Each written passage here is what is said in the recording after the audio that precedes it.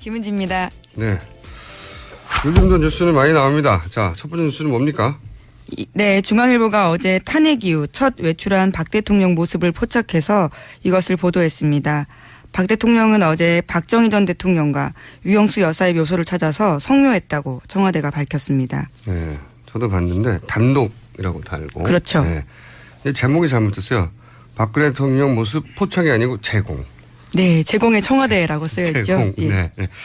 이걸 중앙일보가 어떻게 미리 알고 포착을 했겠어요. 네. 단독도 아니고요. 여러 군데 제공하는 거죠. 이 제공의 이유는 이제 박근혜 전 대통령과 유영수 여사를 찾는 대통령의 모습을 보여줘서 뭔가를 자극하려고 하는 거겠죠. 네. 박근혜 대통령은 포기한 적이 없는 것 같아요. 예, 사실은. 그래 보입니다. 네, 전혀 포기한 적이 없는 것 같고 박근혜 대통령 측에서는 탄핵 기각을 위해서 많은 노력을 하고 있다. 네, 그런 징후가 여기저기 많이 있습니다. 아주. 다음 뉴스는요. 네, 관련된 뉴스입니다. 박 대통령 대리인단이 헌법재판소에 이 탄핵 심판에서 39명의 증인을 신청했습니다. 이에 대해 국회 소추인단은 지연작전이다라고 반발했습니다. 결국 재판부가 이 중에 7명을 채택했습니다. 김기춘 전 실장 등인데요. 다음 달 1일과 7일에 추가 증인 신문이 열리기로 했습니다. 따라서 탄핵 심판 최종 선고가요. 일러도 2월 하순 이후에나 이뤄질 것으로 전망되고 있습니다. 자, 다른 얘기 하기 전에 김포에서 서울 가는 8,600번 버스 뉴스공장 나온다고 합니다. 네, 8,600번 버스 기사님 감사하고요. 기사님 성함 좀 문자로 찍어주세요. 네, 자, 오늘의 주시 뉴스인데 제가 보기엔 박근혜 대통령은 반드시 복귀한다는 계획인 것 같아요. 네, 그것이 과연 성사될지는 누구도 알지 못하지만 어쨌든 할 수 있는 모든 걸 한다. 주말에 이제 박사모 집회 대규모로 있지 않습니까? 네네. 네. 계속 열리고 있죠. 네. 그리고 이제 변호인단은 증인을 묻어기로 신청을 해서 일단 판결 지연에 성공했어요. 뭐 1월 말 얘기했었는데. 네, 통상 1월 말 2월 초 이야기 나왔었죠. 네. 근데 이젠 2월 말 3월 초를 얘기할 수밖에 없고 지연 성공했고 두 번째로 최순실 씨가 특검에 출석하지 않고 있잖아요. 6차례나. 중앙지검이 구속을 했기 때문에 구치소에 있는데 또 체포영장을 발부해야 한다. 이걸 최순실 씨가 어떻게 알아요? 보통 일반 수감자는 오라 하면 갑니다. 그렇죠. 네. 네. 근데 수감자가 아니어도 오라면 가죠. 예. 네. 근데 구치소에 있는데도 별도의 체포영장이 필요할 거라는 걸 아는 건 어려운 일이거든요. 굉장히. 그러니까 네네. 최순실 씨가 하는 행동은 박근혜 대통령 탄핵 기각에 전부 다 초점이 맞춰져 있는 거예요. 일부러. 그리고 이제 블랙리스트 이제 김기춘, 조윤선 구속되니까 바로 언론 특검 소송한다고 이제 나왔지 않습니까? 엄포를 놨죠. 네. 예. 이게 이제 전문용어로 슬랩이라고 해요, 슬랩. 네. 굉장히 전문용어로 제가, 고소고발을 여러 개 당했지 않습니까? 그랬더니 국경 없는 기자의 친구들이 저한테 그거 슬랩이라고. 저도 그때 그래서 알았는데 몇 년 전에. 이게 뭐냐면은 뭔가 불리한 이슈가 있을 때 대중들이 참여해서 한꺼번에 부정적 여론이 만들어질까봐, 대표적인 인물을 초기에 고소해버리는 겁니다. 근데 목적은 이기려고 하는 게 아니라 다른 사람이 참여하지 못하게 겁을 주는 거죠. 얼어붙게 만든다라는 네, 거죠. 칠링 이펙트. 예. 네. 이거를 한 거예요. 슬랩. 네. 한 것이고, 이재용 부회장 영장 기각 사유가 뭡니까? 이재용 부회장 영장 기각 사유는 뇌물 수수자. 여기서는 이제 박근혜 최순실이죠. 그렇죠. 수사하지 못했다는 거거든요. 수사하지 못하도록 최순실은 체포영장을 발부해야 한다는 전문적인 지식을 활용해서 안 가게 만들고, 그리고 박근혜 대통령은 수사에 임하지 않고, 그리고 영장은 기각되고. 그러니까 이게 사실은 다 연결돼 있어요. 그게 별개의 건이 아니라. 그래서 그 특검이 대통령 탄핵에 이를 결정적인 뭔가를 못 만들어내도록 2월 말까지 끄는 겁니다. 실제로. 특검은 2월 말에 끝나거든요. 예, 공식 수사기간 70일이죠. 30일 연장될 수 있지만 쉽지 않습니다. 그러니까 조희연 판사 영장 기각은 그렇게 단순히 재벌 한 사람의 영장 기각이 아니라 사실은 큰 그림이 있는 거예요. 대통령 탄핵을 지연시키고 결국은 탄핵 기각까지 가려고 하는 전략에 큰 도움을 주는 결정이었다. 물론 뭐 조희연 판사가 그걸 알고 그랬는지 아닌지 모르겠지만 그 실제적 효과는 그렇다는 겁니다. 그러니까 대통령 측의 전략은 아주 명확해요. 최대한 지연시켜서 특검이 결과를 못 내게 하고 탄핵 심판이 이제 2월 말 3월 초 나더라도 그때 결정적인 건 없도록 만드는 거죠. 그러기 위해서 필요한 모든 걸 구사하고 있는 거고 일부는 성공하고 있는 거죠. 네. 이걸 넘어서는 방법이 뭐였냐. 특검을 연장해야 되는 거군요. 특검이 한 번 연장되면 3월 말이에요. 네, 그렇습니다. 30일 연장이거든요. 특검이 그 탄핵 심판의 판결이 있기 전까지는 안 끝나는 거예요. 굉장히 중요한 포인트라고 봅니다. 근데 이제 이걸 결정하는 분이 황교안 대행이에요. 황교안 대행. 황교안 대행이 지금 전망으로는 연장할 리가 없죠. 네, 어제 그 사실에 대해서 이야기했습니다. 신년 기자회견 했었는데요. 그 질문 받았거든요. 네. 예, 여기에 대해서 특검 연장에 대해서는 상황에 따라 판단하겠다. 지금은 수사에 전념할 때다. 이렇게 이야기했습니다. 지금 어떻게 안 된다고 합니까? 근데 한 가지 변수는 황교안 대행이 대선 출마를 할 경우 그 경우는 변수가 될 수 있다고 봅니다. 예. 본인도 정치인의 한 사람이 되면 이 결정이 본인에게 미칠 영향을 계산하지 않을 수 없잖아요. 그래서 저는 기자들이 매일 출마할 거냐. 출마하셔야 하는 거 아니냐. 이 정도 되는데 지지율도 3위예요. 보수 인사 중에. 예. 그리고 특검 연장할 거냐. 두 개 연결해가지고 매일매일 물어봐야 된다. 매일 물어봐야 된다. 귀찮다고 해도 매일매일 물어봐야 된다고 봅니다. 네. 저도 매일 앞으로 얘기하려고 합니다. 이게 서로 맞물려 있어요. 딱. 특검의 기간도 최순실 씨가 특검에 요청 6번이나 오지 않아서 6번이나 오지 않은 것도 그다음에 이재용 부회장의 기각도 증인 신청도 목적은 하나매요. 다. 그 관점에서 봐야 된다. 네. 자, 큰 그림 하나. 그래서 이걸 막는 돌파구는 뭐냐? 특검의 연장 하나밖에 없습니다. 네. 여기까지 하고요. 다음 뉴스는요? 황 총리 이야기 말씀해 주셨는데요. 네. 어제 신년 기자회견 했습니다. 관련해서 대선 출마 질문도 나왔었는데 네. 그에 대해서는 지금은 아니다. 이렇게 대답을 했다고 합니다. 새 연설 이런 거 굳이 안 해도 되거든요. 지금 기대하고 있지 않은데 굳이 하셨어요. 그러면서 뭐 4차 산업의 장애물도 제거하고 뭐 지자체도 개편하고 이런 얘기도 있어요. 굉장히 국정의 큰 그림을 보여주는 이야기들을 했습니다. 이걸 2달 만에 어떻게 합니까? 네. 박근혜 대통령 5년 동안도 안 됐는데 이게. 네. 이건 대통령 출마한다는 얘기죠. 굉장히 정치적 행보로 보이는 건 사실입니다. 네. 대통령 출마한다고 봅니다. 거기 500원 걸고요. 네. 근데 그렇지 않을 수 없는 게 새누리당도 후보를 내야 될 거 아닙니까? 네. 김문수 전 지사의 지지율보다 훨씬 높아요. 예, 지난주 갤럽 조사에서 5% 정도 나왔습니다. 그러니까 어떤 일이 있어도 떠나지 않을 최후의 새누리당 지지자들이 약 10% 정도 새누리당의 지지율을 받치고 있지 않습니까? 안 나올 이유가 없는 거죠. 네. 근데 이제 끝까지 완주냐? 이거는 황교안 전 총리 개인의 욕망, 크게 달려있겠죠. 네. 그 욕망이 커지면 본인이 출마도 하고 특검도 연장할 수도 있어요. 이 선거 30일 전에 공직에서 물러나야 되거든요. 네. 그럼 이제 대행이 또 생기게 되는 거죠. 그러니까 이제 일정을 조정을 하겠죠. 근데 출마할 수 저는 있다고 예상합니다. 이 워딩이 미세하게 바뀐 건 맞습니다. 지난달까지만 하더라도 전혀 없다 이렇게 잘랐었거든요. 네. 가능성에 대해서. 그런데 지금은 지금은 아니다 이렇게 이야기를 저는 했으니까요. 그때부터 나온다고 계속 얘기했었는데 이분 저는 나오는데 오해한 겁니다. 네. 600원 걸까요?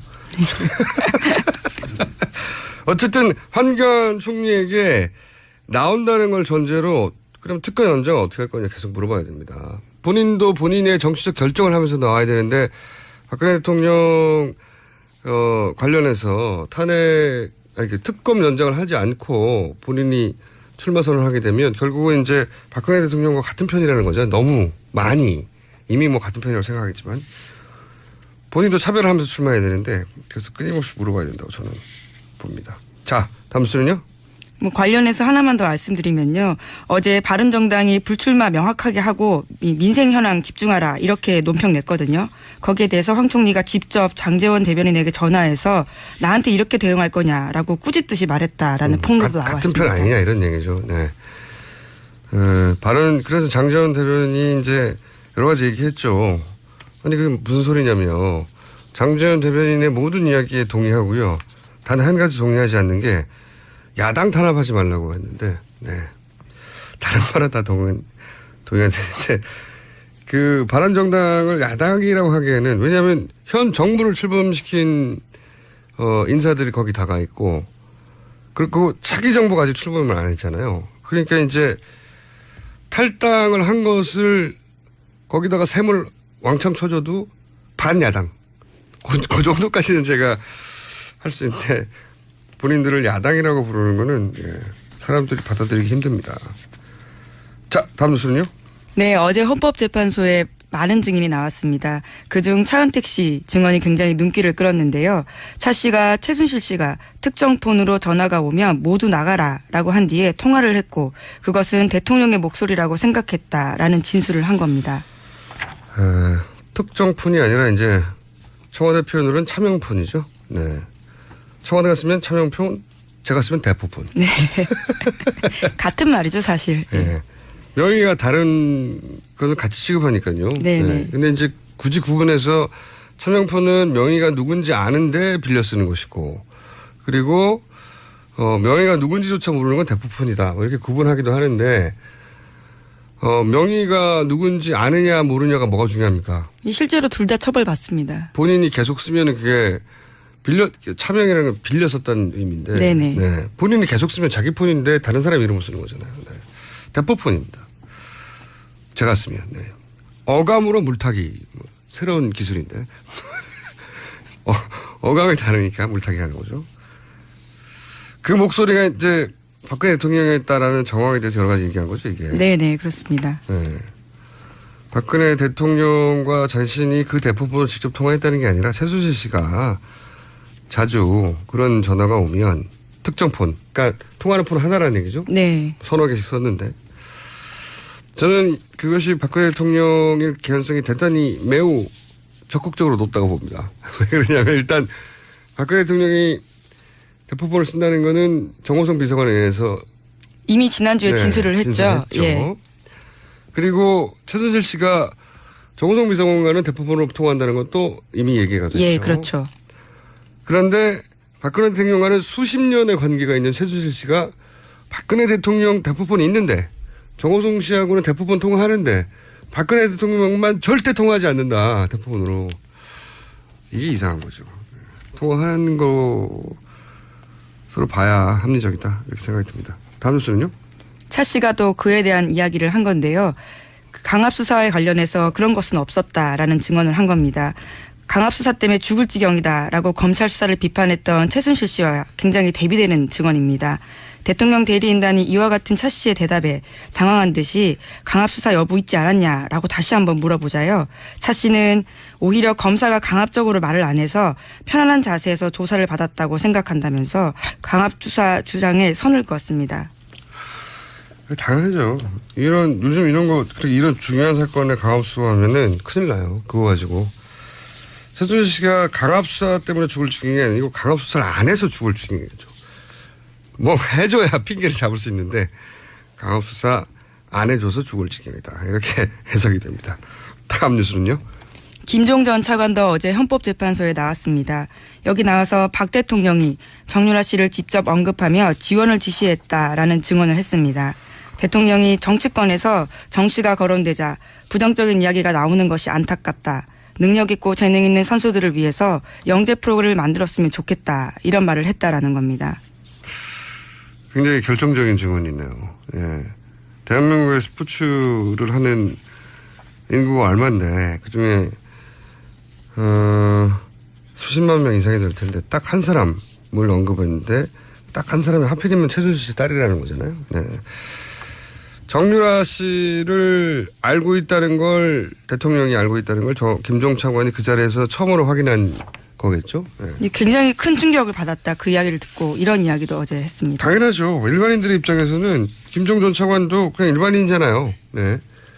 공무원이었을 뿐, 그리고 이제 최순실 씨와 이제 연관되었을 뿐, 대통령과 최순실 씨와 정윤화의 관계에 대해서 이해하고 있었지 못했겠죠. 모든 국민들처럼. 그 정도까지 가늠을 하기 쉽지 않았겠죠. 네. 근데 대통령 입에서 직접 큰 사안을 다룬 대통령이 한 사람 꼭 찍어서 영재 프로그램을 만들었으면 좋겠다 했으니까요. 이 영재 프로그램은 이제 결국은 삼성이 말을 사주고 뭐 이런 거죠. 예. 충격 받을 만 합니다. 이 사안은. 자, 헌재 가서 또 발언한 사람도 없습니까? 어제는? 어제 이승철 정경련 부회장도 나와서 이야기했습니다.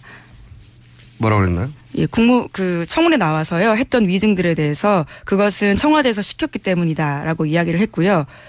위증죄보다는 청와대가 더 무서웠다. 이런 이야기도 했습니다. 당연하죠. 그거야. 잠깐만 중요한 내용이 하나 왔네요.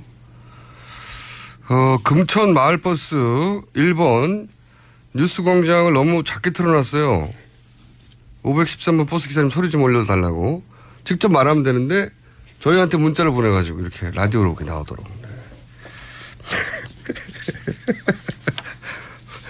볼륨 좀 올려달랍니다. 기사님. 자, 다음은요. 반기문 전 총장의 조카 반주현 씨가 장기간 병역 기피자로 지명수배돼 있다라는 한겨레 보도입니다. 반 전 총장이 조카의 병역 기피 사실도 알고 있었을 거라는 반기상 씨의 증언도 나왔다라는 건데요. 반기상 씨는 한겨레와의 통화에서 형님도 아들이 병역 의무를 다하지 않았다는 것을 알았을 것이다. 이렇게 말했다라고 합니다. 아니, 반기상 씨는 왜 이렇게 형님한테 큰 해가 될 자병을 해버리죠? 여하간 조카 반주현 씨가 병역 기피라는 거 아닙니까? 네.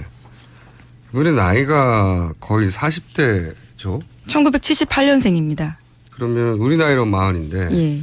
그럼 병역 의무가 발생한 지 거의 20년 다 됐어요. 예. 그럼 20년 가까이 돌아오지 않았다는 얘기네요. 네. 유학 때문에 갔다라고 반기상 씨는 해명을 하고 있는데요. 그리고 나서 귀국을 안 했군요. 예. 병역법 위반이긴 합니다. 그래서 지명 수배자로 올라가야겠군요, 이건. 그런데 그 사실을 반기문 전 총장도 알고 있다고 반기상 씨, 반기문 총장의 동생이 얘기를 해버렸네요. 예, 직접 이야기를 한 거죠. 왜 이런 말을 하셨을까. 반주현 씨 결혼식에도 참석했다고 하죠. 이런 자잘한 뉴스들은 앞으로도 계속 나오겠네요. 네. 가족들이 이런 식으로 병역 기피 지명 수배자다, 사기죄다, 뭐 이런 제목 계속 걸리는 건 본인한테 계속 걸림돌이 되겠죠. 다음 뉴스는요? 관련된 뉴스입니다. 반기문 전 총장이 어제 자신의 일기장까지 공개하면서 박연차 리스트 관련서를 반박한 건데요. 2005년 5월 4일자 일기, 그러니까 5월 3일 날 23만 달러 건넸다라는 보도에 대해서 당시 일기를 보면 부산에서 사업하면서 베트남 명예총영사 근무하는 사업가가 참석했는데 대통령 후원자라 그래서 그런지 태도가 굉장히 불손하기 짝이 없었다. 이렇게 적었다면서 이렇게 처음 보는 사람에게 대해서 일기 썼는데 돈 받았다라는 게 일반인 상식에 맞느냐라는 주장을 한 거죠. 그러니까 23만 달러 의혹에 대한 이제 제대로 된 반박이 반기문 전 총장 측에서 나왔는데. 예, 구체적인 물증을 제시한 거죠. 네, 물증이 자기 일기장이면 어떡합니까. 그리고 이 일기장 나중에 썼는지 어떻게 알아요. 게다가 사실이라 하더라도 일기장에는 그 사람이 박연차 회장이란 말이 없잖아요. 예, 그렇습니다. 사업가라는 표현만 있습니다. 네. 이렇게 생각할 수 있습니다. 굉장히 인상이 나빴는데 나중에 이 돈을 받고 인상이 좋아진 거 아니냐고 누가 추궁하면 어떡합니까? 약간 궁색한데요. 예. 본인 일기장을 기준으로 사실이 아니라고 하는 것은 좀 궁색하긴 합니다. 뭔가 반박이 이게 굉장히 앞으로도 계속 거론될 사안이라 반박이 제대로 나올 줄 알았는데 좀 약한데요. 예. 수원 5번 버스 4493번 기사님도 좀 많이 들으시네요. 네. 기사님 성함 좀 알려달라니까요. 자, 급조된 버스에서 뉴스공장 듣기 프로젝트. 버스 번호하고 기사님 성함까지 알려주시면 저희가 어쩌다가 한번 연결할지도 몰라요. 기사님 직접. 네. 자, 그렇죠. 이 문자를 이런 문자 하나 보내셨네요. 일기장이 아니라 금전 출납 부분 내가 이해할 수 있다. 맞습니다. 일기장 가지고 근거로 삼는 건 너무 약합니다. 마지막입니까? 네, 뭐 제목만 하나 더 알려드리면요. 네. 뉴시스가 어제 보도한 내용입니다. 청와대가 자유총연맹에 관제대모로 지시했다라는 내용이 있습니다. 자유총연맹 예. 관제대모. 예, 예. 그러니까 꼭 박사모만 나온 건 아니죠. 여러 단체에서 주말 집회를 하는 것에 대해서 의구심을 가진 눈초리가 있는 겁니다. 이런 근거가 있으니까요. 그 이전에 수많은 집회들이 관제데모였는데 이번도 아니겠느냐 하는 의구심이 있는 거죠. 예. 근거 없이 하는 얘기가 아니라. 자, 오늘 여기까지 하겠습니다. 지금까지. 예, 김은지였습니다. 안녕하세요, 대표님. 안녕하세요. 김원준 총수님. 예. 이 장관, 비서실장, 원내대표, 비대위원장 안 해보신 게 없는데 당대표를 처음으로 드디어 사람들은 당대표 처음이라고 잘 모릅니다. 당대표 처음으로 하신 거 진짜 축하드립니다. 감사합니다. 오랫동안 당대표 하시고 싶었다고 들었는데. 자. 그렇죠. 예. 제가 2번 도전했다가 친노들한테 얻어맞아가지고. 친노들에게. 자. 우리 김원준 총수는 친노하고 가깝잖아요. 제가 그렇다고 당대표 되신 걸 막은 건 아닙니다. 네. 아, 그렇죠. 네, 본인의 실력이 부족해 안 되신 겁니다. 저를 지원하시지 뭐. 자, 반기문 전 총장 얘기를 이제 아무래도 처음 해야 될 것 같은데요. 예전에는 반기문 전 총장에 대해서 비교적 호의적으로 평가를 하셨지 않습니까? 그렇습니다. 반기문 총장 측에서 네. 2년 반 전부터 저에게 꾸준하게 연락해왔고 한두 달 전에는 심지어 DJP 연합을 제안하는 등 어떠한 경우에도 새누리당, 민주당에는 가지 않고 있다 하면서 국민의당을 놓고 했기 때문에 저도 호감을 가지고 주시를 했습니다. 그 노크를 한 당사자가 누군가요? 그건 제가 좀 말씀드리기는 혹시 김숙 전 의원 대사인가요? 아닙니다. 본인이 직접 하지는 않으셨을 거고. 어쨌든 그쪽 측에서 누군가 사람을 보내서 그런 의사타진을 하셨다는 네, 거죠. 제가 굉장히 신뢰할 만한 분이에요. 그렇군요. 그런데 이제 셔틀을 내렸다고 표현하신 이유는 뭡니까? 하다못해 기초의원을 나오더라도 자기가 무엇을 어떻게 하겠다 하는 비전을 제시하잖아요. 네. 그런데 일국의 대통령을 하시겠다고 한 분이 귀국 초 전혀 그러한 메시지는 없고, 두 번째는 실패한 세력들과 함께 다니면서 행동을 하고, 세 번째는 여러 곳을 방문해서 나오는 말씀이 박근혜의 뒤를 잇겠다 하는 것으로 저는 판단을 했고, 더욱이 최근의 1년의 접촉 인사들을 보면은 말씀으로는 빅텐트론을 주장하지만은 사실상으로는 박근혜, 이명박 정권의 분들과 함께 새로운 보수 세력의 집결을 위해서 노력하는 것으로 판단했습니다. 그건 이제 공식적인 답변이시고, 그 말도 이제 이해는 가는데, 이제 안 온다고 했나요, 국민의당에? 그런 것은 아닙니다. 아니면 연락이 좀 뜸해지셨나요? 아니요, 귀국해서 저하고 전화를 통화했고, 예. 한번 만나자고 해서 그렇게 하기로 했는데 아직까지 연락은 없습니다. 그리고 제가 분명하게 그렇게 움직이고 있는 이런 것을 보면은 우리 국민의당의 정체성과 이념이 맞지 않는 것 같다.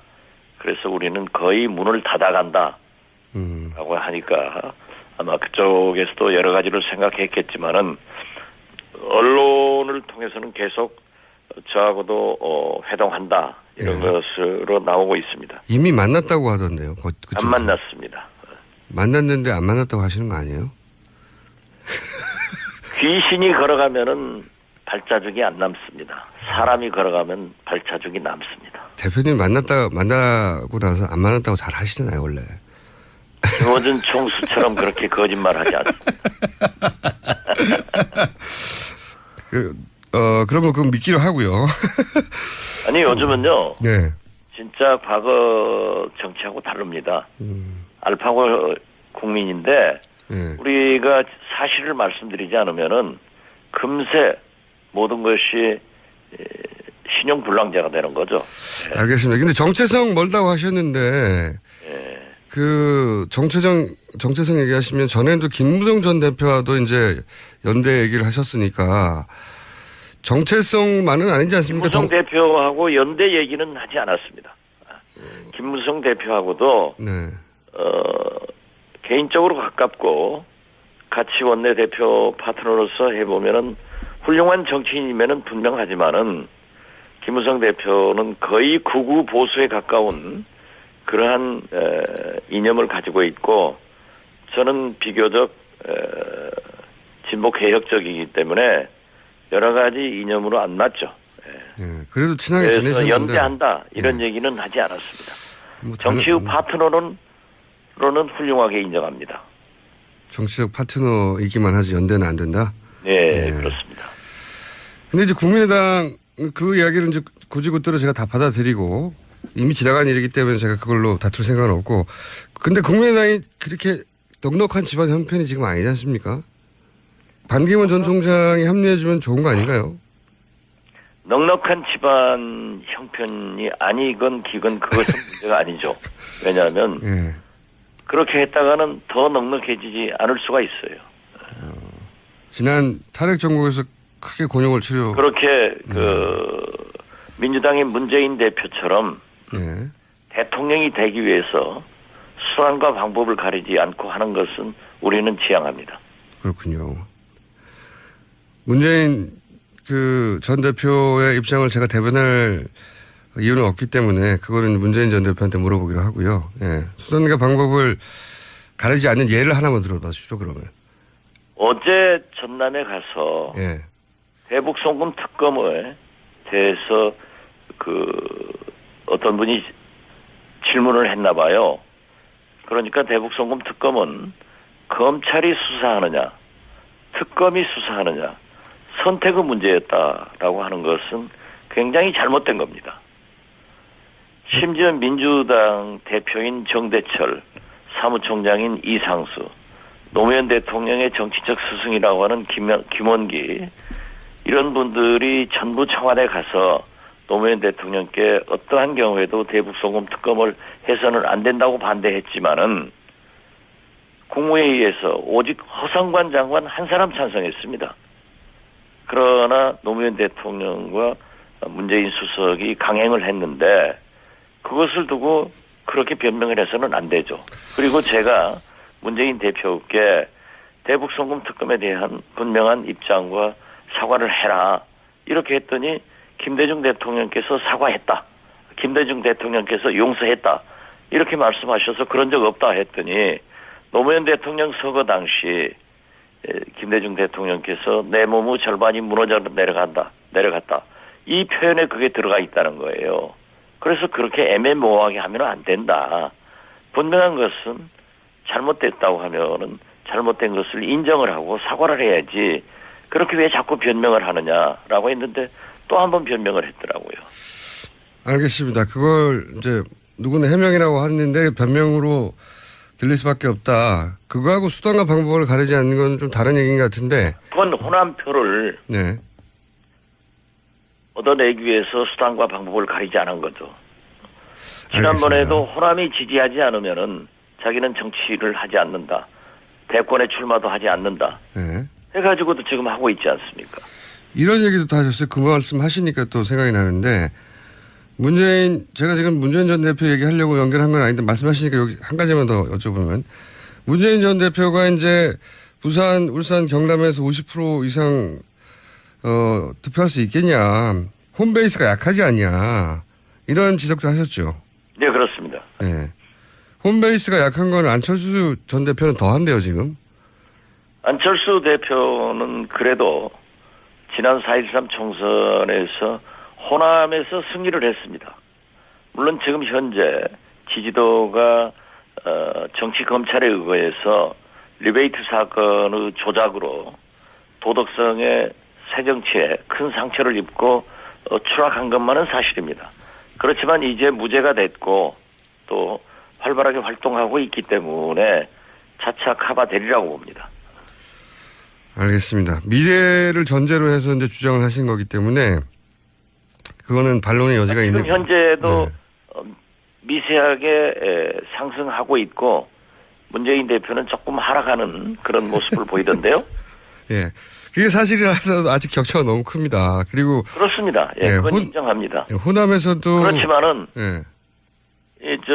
이해창 전 후보도 9년 10개월 1등했지만은 40% 이상 예.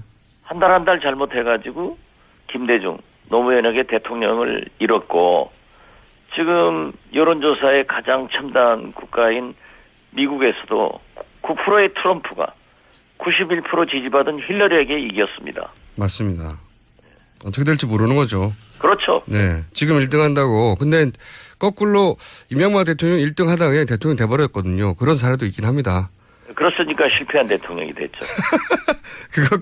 그거는 상관없는 얘기지만 개화가 아니 지금 보세요. 우리가 대통령 잘못 뽑아가지고 네. 지금 민주주의, 서민경제, 남북관계 심지어 우리나라가 지금 대통령이 둘 아니었습니까?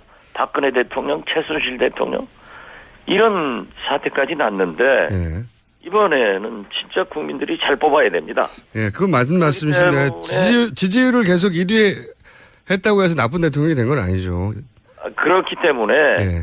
제가 말씀드리는 것은 대통령이 되시려면은 예. 사실은 사실대로 밝히고 잘못한 것은 잘못했다 하고 반복 안 하면 되는 겁니다. 알겠습니다. 김대중 전 대통령도 마지막에 1위 계속 하시다가 대통령이 되셨어요. 지지율. 기억해 보시면. 자, 그 얘기 그만하고요. 제가 급한 얘기가 많으니까. 자, 이 얘기를 또 여쭤볼게요. 지금 반기문 전 총장이 뭐 여러 사람의 이름을 거론했습니다. 김종인, 손학규, 정의화, 김한길, 김무성, 정운찬 이분들 다 만난다고. 그래서 이제 소위 그 빅텐트라고 하나요? 그 여야의 친박 친문을 제외하고 다 모여라. 그런 텐트의 중심이 되겠다. 이런 구성을 가지고 계신 것 같은데 이게 본인 뜻대로 될까요? 저는 반기문 총장이 여러분을 만나겠다고 한 것은 예. 10년간 유엔 사무총장을 했기 때문에 예. 귀국 인사차 자기하고 관계 있던 교류 있던 분들을 만나고 싶은 차원으로 해석을 합니다. 그리고 지금 현재 지난 10여일간의 반기문 총장의 모든 행보를 볼 때 예. 그분의 빅텐트는 빅텐트가 아닙니다. 그래요? 어떻게 해서든지 지금 현재 바른정당에서도 또 반기문 총장도 생각을 하고 있고 또 새누리당에도 생각하고 있고 또 다른 교섭단체가 구성된다는 것 아닙니까? 네. 그분들하고도 함께 하려고 하니까 저는 보수의 빅텐트가 아닌가 이렇게 생각을 합니다. 국민의당은 그럼 이 빅텐트의 한 축으로 참여하실 생각이 지금은 전혀 없으신 거예요? 지금 현재는 전혀 없습니다. 그러면 혹시 어떤 이미 예. 우리 국민의당에서 제가 얘기하는 빅텐트라고 하는 것은 작년 4.13 총선에 의해서 국민은 제3당, 제3지대는 국민의당이다 하고 정해줬기 때문에 우리는 그 국민의당 내부에서 우리 국민의당의 정체성을 인정하고 함께 하겠다고 하면은 그 텐트 안에서 같이 공정한 룰에 의해서 경선으로 대통령 후보를 선출하자 하는 것을 의미하는데 어떠한 경우에도 그것은 우리와 정체성이 맞아야 하고 우리 국민의당의 텐트 안으로 들어오는 조건입니다. 그러면 반기문 전 총장이 중심이 된 빅텐트는 우리는 인정할 수 없고 혹은 참여할 수 없고 국민의당이 중심이 된 뭐 단어는 같지만 좀 다른 국민의당이 중심이 된 제3지대 빅텐트만이 가능하다 이런 거죠? 네, 저희는 그렇게 보고 있습니다. 그래서 반기문 총장이 구상하는 빅텐트에는 우리는 해당되지 않는다 하는 것을 분명히 말씀드립니다. 어떤 경우에도 그렇습니까? 앞으로? 대선 네, 어떤 경우에도 그렇습니다. 지금 현재 예. 반기문 총장이 모든 것을 다 드러내고 있지 않습니까? 심지어 어제 새누리당 친박 가까운 의원들 10여 명 만나가지고 나는 여러분들과 함께 일하겠다. 그러면 그것은 박근혜 대통령의 이념과 함께 하겠다는 것을 의미하는 것 아니겠어요? 그러한 것을 듣고 우리가 어떻게 같이 하겠습니까? 근데 이제 합당이나 이런 건 아니어도 예를 들어서 반기문 전 총장이 본인 세력을 만들고 그리고 결국 뭐 그 바른정당에 들어가고 혹은 뭐 합치고 그 세력과 그런 다음에 이제 뭐 이쪽 민주당 쪽에서 문재인 후보가 되든 혹은 뭐 다른 후보가 되든 민주당 후보 민주당은 뭐 문재인 후보가 되는 거 돼 있죠, 뭐 확실하죠. 지금 민주당에 누가 들어가겠다는 사람이 없잖아요. 거기는 이미 후보가 많으니까요. 예. 많기는 뭐 안철수 확정시켜놓고 있으니까. 예, 국민의당은 안철수 후보밖에 없지만 뭐 천정배도 있고.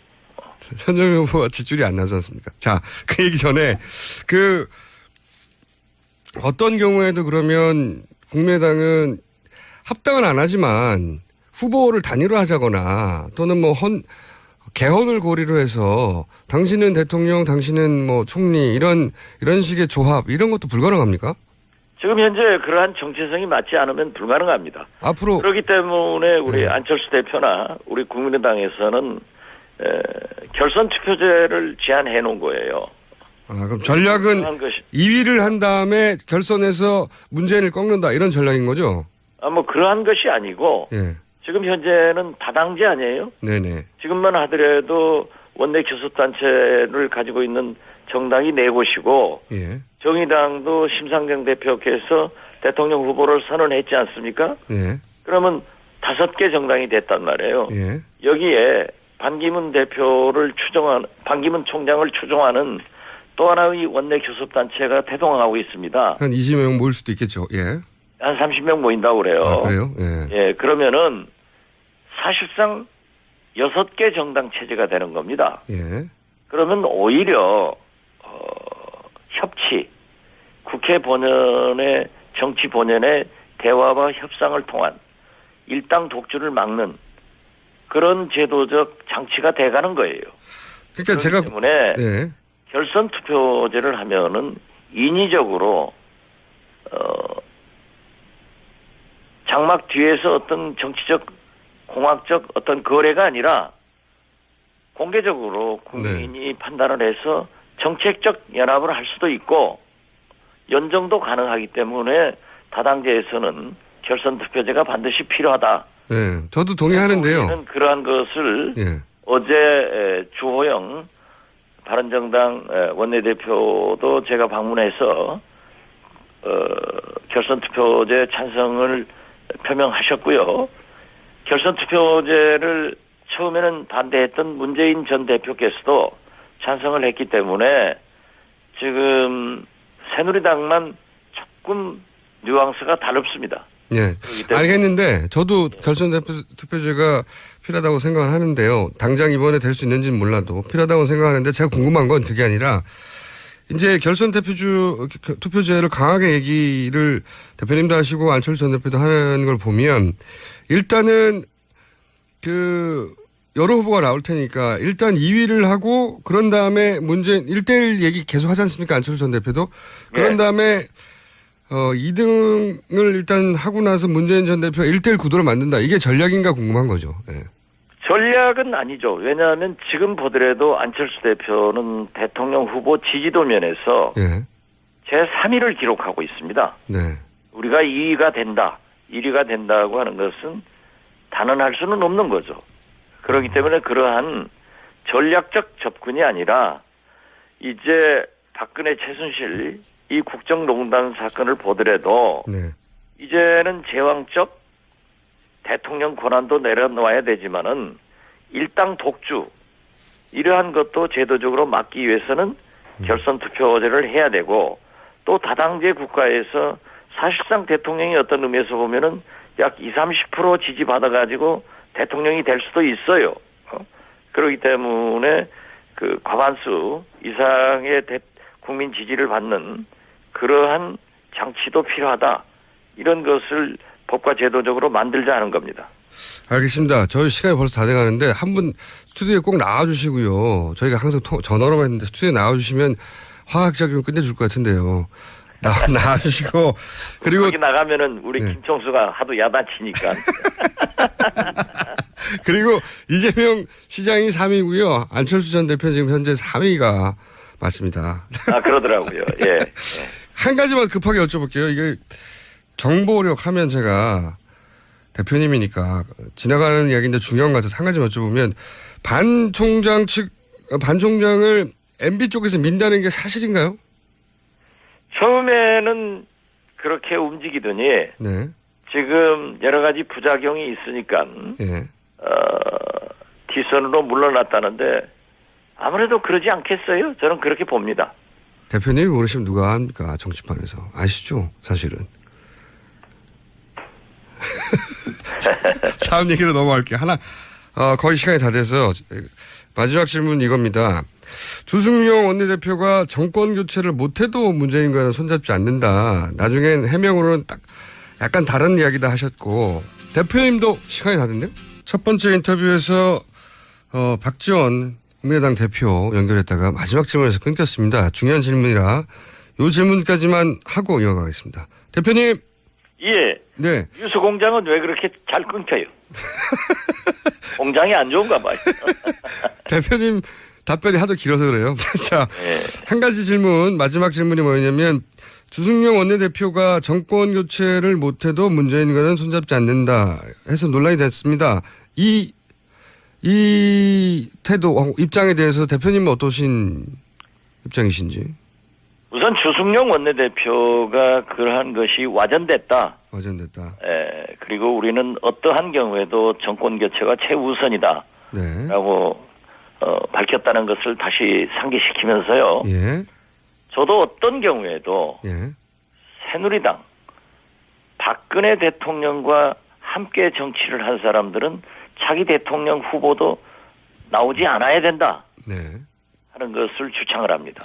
거기까지는 안 했고요. 예. 국민들은 야권으로의 정권 교체를 확정시켰다. 예. 이렇게 생각을 하면서 정권 교체가 최우선이지 네. 그러한 것은 절대 안 된다. 그런 차원에서 저는 차기 대통령은 여소야대 다당제이니까 예. 대통령이 될 수밖에 없으니까 그러한 것을 대통령의 성공을 위해서도 결선 투표제가 필요하다. 이런 것을 주장합니다. 아니, 제가 궁금한 것은 문재인과 연대는 어떤 경우에도 안 된다. 이 질문. 저희는 저희 국민의당은 문재인과의 연대는 생각하지 않고 있습니다. 네, 지금은 그런데 앞으로도 절대 안 됩니까? 어떤 경우에도? 정권 교체가 어떤 경우에도 예. 문재인 후보가 대통령이 되면은 예. 되는 거고 또 우리는 우리대로 출마를 하는 거고 예. 이렇게 해서 우리가 볼 때는 안철수 대 문재인의 대결이 될 것이고 우리는 안철수의 승리를 위해서 노력한다. 예. 당연하죠. 그 결정은 국민이 할 것이다. 예. 이렇게 생각합니다. 당연한데 혹 연대를 해야 할 상황이 오고 그것이 정권 교체에 굉장히 결정적인 변수가 돼도 연대는 안 되는 겁니까? 아니면 그건 그때 가봐야 안답니까? 지금 현재는 그러한 생각을 하지 않고 있습니다. 아, 그렇군요. 친노 패권주의를 청산하지 않으면은 친박 패권주의와 함께 정치 발전이 되지 않고 그러한 것은 지금 생각하지 않는다. 예. 이렇게 분명히 말씀드립니다. 지금은 생각하지 않으시는 거죠? 지금은. 그러나 반드시 정권 교체는 이룩해야 된다. 예. 그러면 이렇게만 정리할게요. 지금은 생각하지 않는다. 지금은 생각하지 않는 것은 우리는 우리대로 간다 이렇게 해석하면 좋겠어요. 여기까지 하겠습니다, 대표님. 더 이상. 혹시 예. 김총수는 무슨 빠야? 아니 대표님이 예. 대표님도 약간 모호하게 말씀하시는 거예요 지금. 근데 그건 아니요. 이해는 갑니다. 예. 예. 아닙니까? 그래요. 예. 우리 둘이 다 서로 우정은 우정이고 예. 견해가 다른 것은 다른 거죠 뭐. 그렇죠. 근데 지금은 안 되는 거죠. 예. 지금도 안 되고 앞으로도 예. 어렵다. 그럴 생각을 가지고 있지 않다 하는 것만은 분명합니다. 제가 한 달 후에 다시 같은 질문을 하겠습니다. 오늘 말씀 예. 감사합니다. 예, 감사합니다. 예. 지금까지 국민의당 박지원 대표였습니다.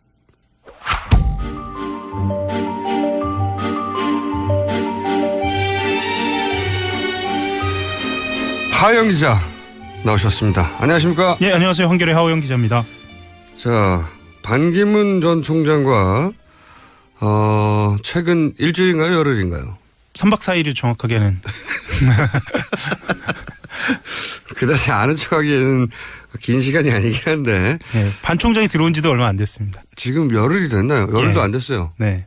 그죠? 굉장히 네. 오래된 것 같이 느껴지시죠? 너무 많은 사건이 있어가지고. 네. 자, 반 총장 이야기 종합적으로 한번 짚어보려고 합니다. 우선 언론에 이런 얘기 많이 나와요. 지금 외교 라인과 예. MB 라인이 예. 갈등 중이다. 네. 한마디로 말해서. 그러면서 이제 김숙, 이동관 두 분의 이름이 거론됩니다. 자, 실제로 보고 겪은 바에 의하면 일단 이 뭐랄까요. 깔끔하게 정리는 안 된 게 맞는 것 같죠? 그렇죠. 그건 맞는 것 같고요. 근데 이제 보면 기본적으로 그 김숙 전 유엔 대사가 네. 외교관의 스타일이라기보다는 성정이 오히려 정치인에 좀 가깝고요. 그래서 이제 전면에 나섰겠죠, 지금. 예, 그래서 총괄을 맡고 있고 지금 이동관 전 홍보수석 같은 경우는 MB 시절에 그러니까 이명박 대통령 시절에 홍보수석이죠. 전 수석인데. 예, 지금. 예, 예. 전 수석 같은 경우에는 지금 캠프 내에서 활동한다기보다는 캠프 밖에서 자신의 사무실을 차려서 돕고 있는 걸로 알려져 있고요. 이명박 전 대통령이 도와드려라. 예. 이렇게 오더를 직접 공개적으로 하셨는데 직접적으로 도와드리고 있나요? 직접적으로 도와주고 있는 건 맞죠. 네. 맞는데 그 오더가 그 오더인지는 본인은 분명하게 얘기하고 있지는 않고요. 김숙 전 유엔 대사가 사실은 관계도로 보면 훨씬 가까운데. 그렇죠. 예. 같이 일도 했고 가까운데 이동관 전 수석의 뭐랄까요 일종 의견 개진 저쪽에서 보면 개입 혹은 도움 아무래도 결이 좀 다를 거 아니에요? 그렇죠. 그리고 반기문 전 총장 같은 경우에는 본인 스스로에 대한 욕심이 굉장히 많아요. 저희가 지금 욕심이 많다고 하신 겁니까? 욕심이라는 표현은 틀렸습니다. 욕망이라고 해야 하나요? 어떻게 하죠? 의욕. 네. 예. 그래도 대선 후보 지지율 2위인데요. 욕심이라는 네. 표현 좀, 네. 자, 의욕이 많습니다. 스스로 해결하고 싶어 하는 의욕 아니면 어떤 의욕이 많다는 겁니까? 스스로 해결하고자 하는 거죠. 예를 들면 아주, 사소한 걸로 보이는 일정까지 예를 들면요? 특강의 장소를 결정하는 거라든지 아니면 규모를 결정하는 것도 본인이 좀 직접 챙기는 걸로 제가 현장에서 봤거든요. 아, 그래요? 네. 예를 들면 장소는 뭐 후보가 제가 있는데 그중에 이쪽을 하라든가 그런 걸 하나하나 챙긴다는 거예요? 뭐 방향이라든가 뭐 지정하는 장소 이거는 아니더라도 최소한 그 행사의 규모라든가 컨셉은 본인이 직접 챙기는 걸로. 제가 현장에서 본 거기 때문에 말씀드릴 수 있을 것 같습니다. 직접 본 거기 때문에. 네네. 네. 보통 이제 후보들은 다음 일정이 뭔지도 모른 채 끌려가는 경우가 많은데. 그렇죠. 예, 정신이 없어가지고. 예. 그리고 거기 가서 이제 행사의 컨셉이라든가 할 말이라든가 그런 걸 머릿속에 순식간에 정리하고 그렇게 대응할 수밖에 없게끔 일정이 급하게 돌아가는데 대선 후보들은. 예. 그래서 제가 왜 이 말씀을 드렸냐면요. 예. 김숙 전 유엔 대사로 대표된 외교관 그룹 같은 경우에는 아마 반 전 총장이 자기의 의견을 개진하고 그것을 관철시키는데 어려움이 없었을 겁니다. 그런데 전략 사이드라고 볼 수 있는 그 MB 쪽 사람들은 아마 적극적으로 본인들이 의견을 개진하면서 약간의 어떤 의견 조율이 필요하다거나요. 뭐 이런 상황이에요. 그래서 지금 반 전 총장 같은 게 굉장히 조급하거든요. 그래 보입니다. 네, 굉장히 조급하고 게다가 또 지지율도 답보 상태여서 정확하게는 답보가 아니고요. 왜 언론이 거짓말하나 몰라요? 미안해서 그런가? 답보 아니고요. 내려가고 있어요. 한참. 네. 제가 욕심 답보 2개 틀렸네요. 내려가는 거는 예. 팩트이기 때문에 예. 네. 그게 이제 한 언론조사 기관의 수치를 말할 수는 없고 예. 여러 언론 기관의 경향성을 말하자면 확실히 하락입니다. 추세는 좀 그렇게 보이죠. 네. 그래서 내부적으로는 이 두 세력이란 표현이 맞는 것 같은데요. 이 두 세력 간의 갈등으로 비춰질 수도 있다. 자, 그걸 이제 정비를 해서 이제 문제는 인식한 것 같아요. 예. 반기문 총장 측에서도 이렇게 어지럽게 민생 행보해가지고 지지를 끌어올릴 수도 없고 네. 그리고 그게 맞지도 않고 그래서 아마 이제 방향을 좀 틀어서 방송 출연도 좀 하시고 네. 어제도 있었죠. 그리고 이렇게 정리된 멘트나 메시지를 내려고 노력할 것 같은데 앞으로. 네. 그러면서 이제 몇 가지 설이 나왔잖아요. 처음에는 바른정당에 입당한다는 설이 제일 먼저 나왔다가 네. 이게 그다지 여의치가 않은지 네. 그게 들어간 다음에 이제 본인이 직접 창당한다는 설이 또 나왔잖아요. 예. 이 현장에서 느끼기에 그리고 이제 물론 연대설도 있습니다. 빅텐트 해가지고 네. 본인을 중심으로 다 모여라. 네. 근데 창당설과 연대설은 딱히 별개의 것이 아니라 연달아 있을 수도 있는데 예. 창당 이게 가능한 정도인가요? 분위기가? 물론 충청권 지역 의원들이 지금 한 사람 두 사람 탈당하기 시작하긴 했는데 창당을 위한 창당은 아니고요. 말하자면 연대나 통합을 위한 창당은 가능하다라는 내부 분위기는 있는 것 같아요. 자기 근데 몸집을 좀 키워야 된다 스스로. 예. 네. 근데 사실 창당이 쉽지 않거든요. 이 비용 사실 반기문 전 총장하고 기자들하고의 간담회 때 이야기한 거를 비춰보면 그때가 아마 이 창당 입당 연대에 대해서 솔직하게 전부를 얘기를 하는 거예요. 돈 없다. 그렇죠. 이날이요. 네. 그게 첫 마디였어요. 창당은 어마어마한 돈이 들거든요. 안철수 전 대표 같은 경우에도 네. 창당 때 실제로 그 비용 때문에도 고생을 했다는 얘기. 그러니까 안철수 전 대표처럼 이렇게 재력 있는 분도. 네. 그랬다는데 시간도 너무 부족하고요. 네. 그렇죠. 게다가 창당을 지금 해가지고 2월 15일 이전에 할 수 없잖아요. 조직이 필요합니다. 네. 2월 15일이 왜 중요하냐면 이때 정당 그 보조금이 나와요. 예. 이때까지. 그러니까 1년에 4번 나오는데 첫 번째가 2월 15일인데 네. 그래서 지금 바른정당이 이렇게 그 질주하고 있죠. 폭풍 질주를. 예. 전국 정당을 만들려고 중앙당까지 만들어야 되니까 중앙당 네. 만들어져야 돈이 나오는데 불가능하거든요. 네. 그러면은 그 다음은 아마도 조기 대선이라고 치면 조기 대선 이후에나 나와요 돈이. 그러니까 그렇죠. 돈 없이 치러야 되니까 물리적인 창당 자체는 저는 어렵다고 봅니다. 현실적으로. 그래서 일종의 연대체 형식으로 만들고 그것을 다른 당들 예를 들면 바른정당이라든가 새누리당 내부의 일부 의원들이라든가 이렇게 같이 결합하는 형태로 고민을 하고 있지 않은가. 그게 가장 유력합니다. 우리는 교섭단체 정도는 된다. 네. 이렇게 네. 몸집을 불린 다음에 그런 다음에 이제 바른정당과 합당하거나 뭐 이러지 않을까요? 그렇죠. 그리고 어제죠. 그 박순자 의원이 이 새누리당 탈당해서 바른정당 갔거든요. 네. 그 박순자 의원 같은 경우는 팽목항에서 반전 총장을 수행을 했어요. 좀 상징적으로 보입니다. 네.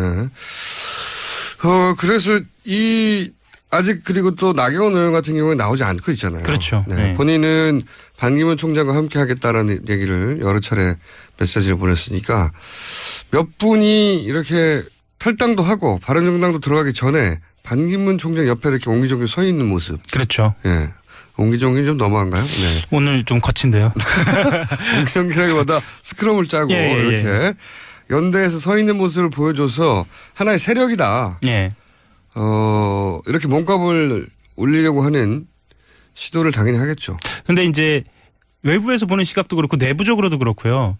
그 세력이라는 게 예를 들면 자꾸 안철수 전 대표를 예를 들 수밖에 없는데 안철수 전 대표가 새정치를 들고 나왔을 때 모였던 그런 그 그룹처럼 단일한 대우냐라고 했으면 할 때는 지금 현재로서는 그렇게 보여지지 않아서 그건 좀 시기적으로도 그렇고 조직적으로도 그렇고 쉽지 않은 내부적으로 그렇게 판단하고 있습니다. 그때는 그 총선을 바로 직전에 앞두고 네. 총선 5개월 전에 호남이라는 공고한 지역을 기반으로 해서 출발했잖아요. 그렇죠. 그리고 그 결합한 분들이 정치를 호남에서 가장 오래 한 분들로 지역 조직을 꾸리는 건 어렵지 않았거든요. 말하자면 진짜 선수들이 나왔던 거죠. 예. 순식간에 만들 수 있었거든요, 정당을. 예. 그래도 쉽지 않았는데 이분처럼 아예 정치적 기반인 자체가 없는 분이 정당을 만든다는 건 이제 말이 정당인 것이지 실제 물리적인 20석 이상의 전국 정당 이건 불가능한 일이군요. 물리적으로 무조건. 아마 그래서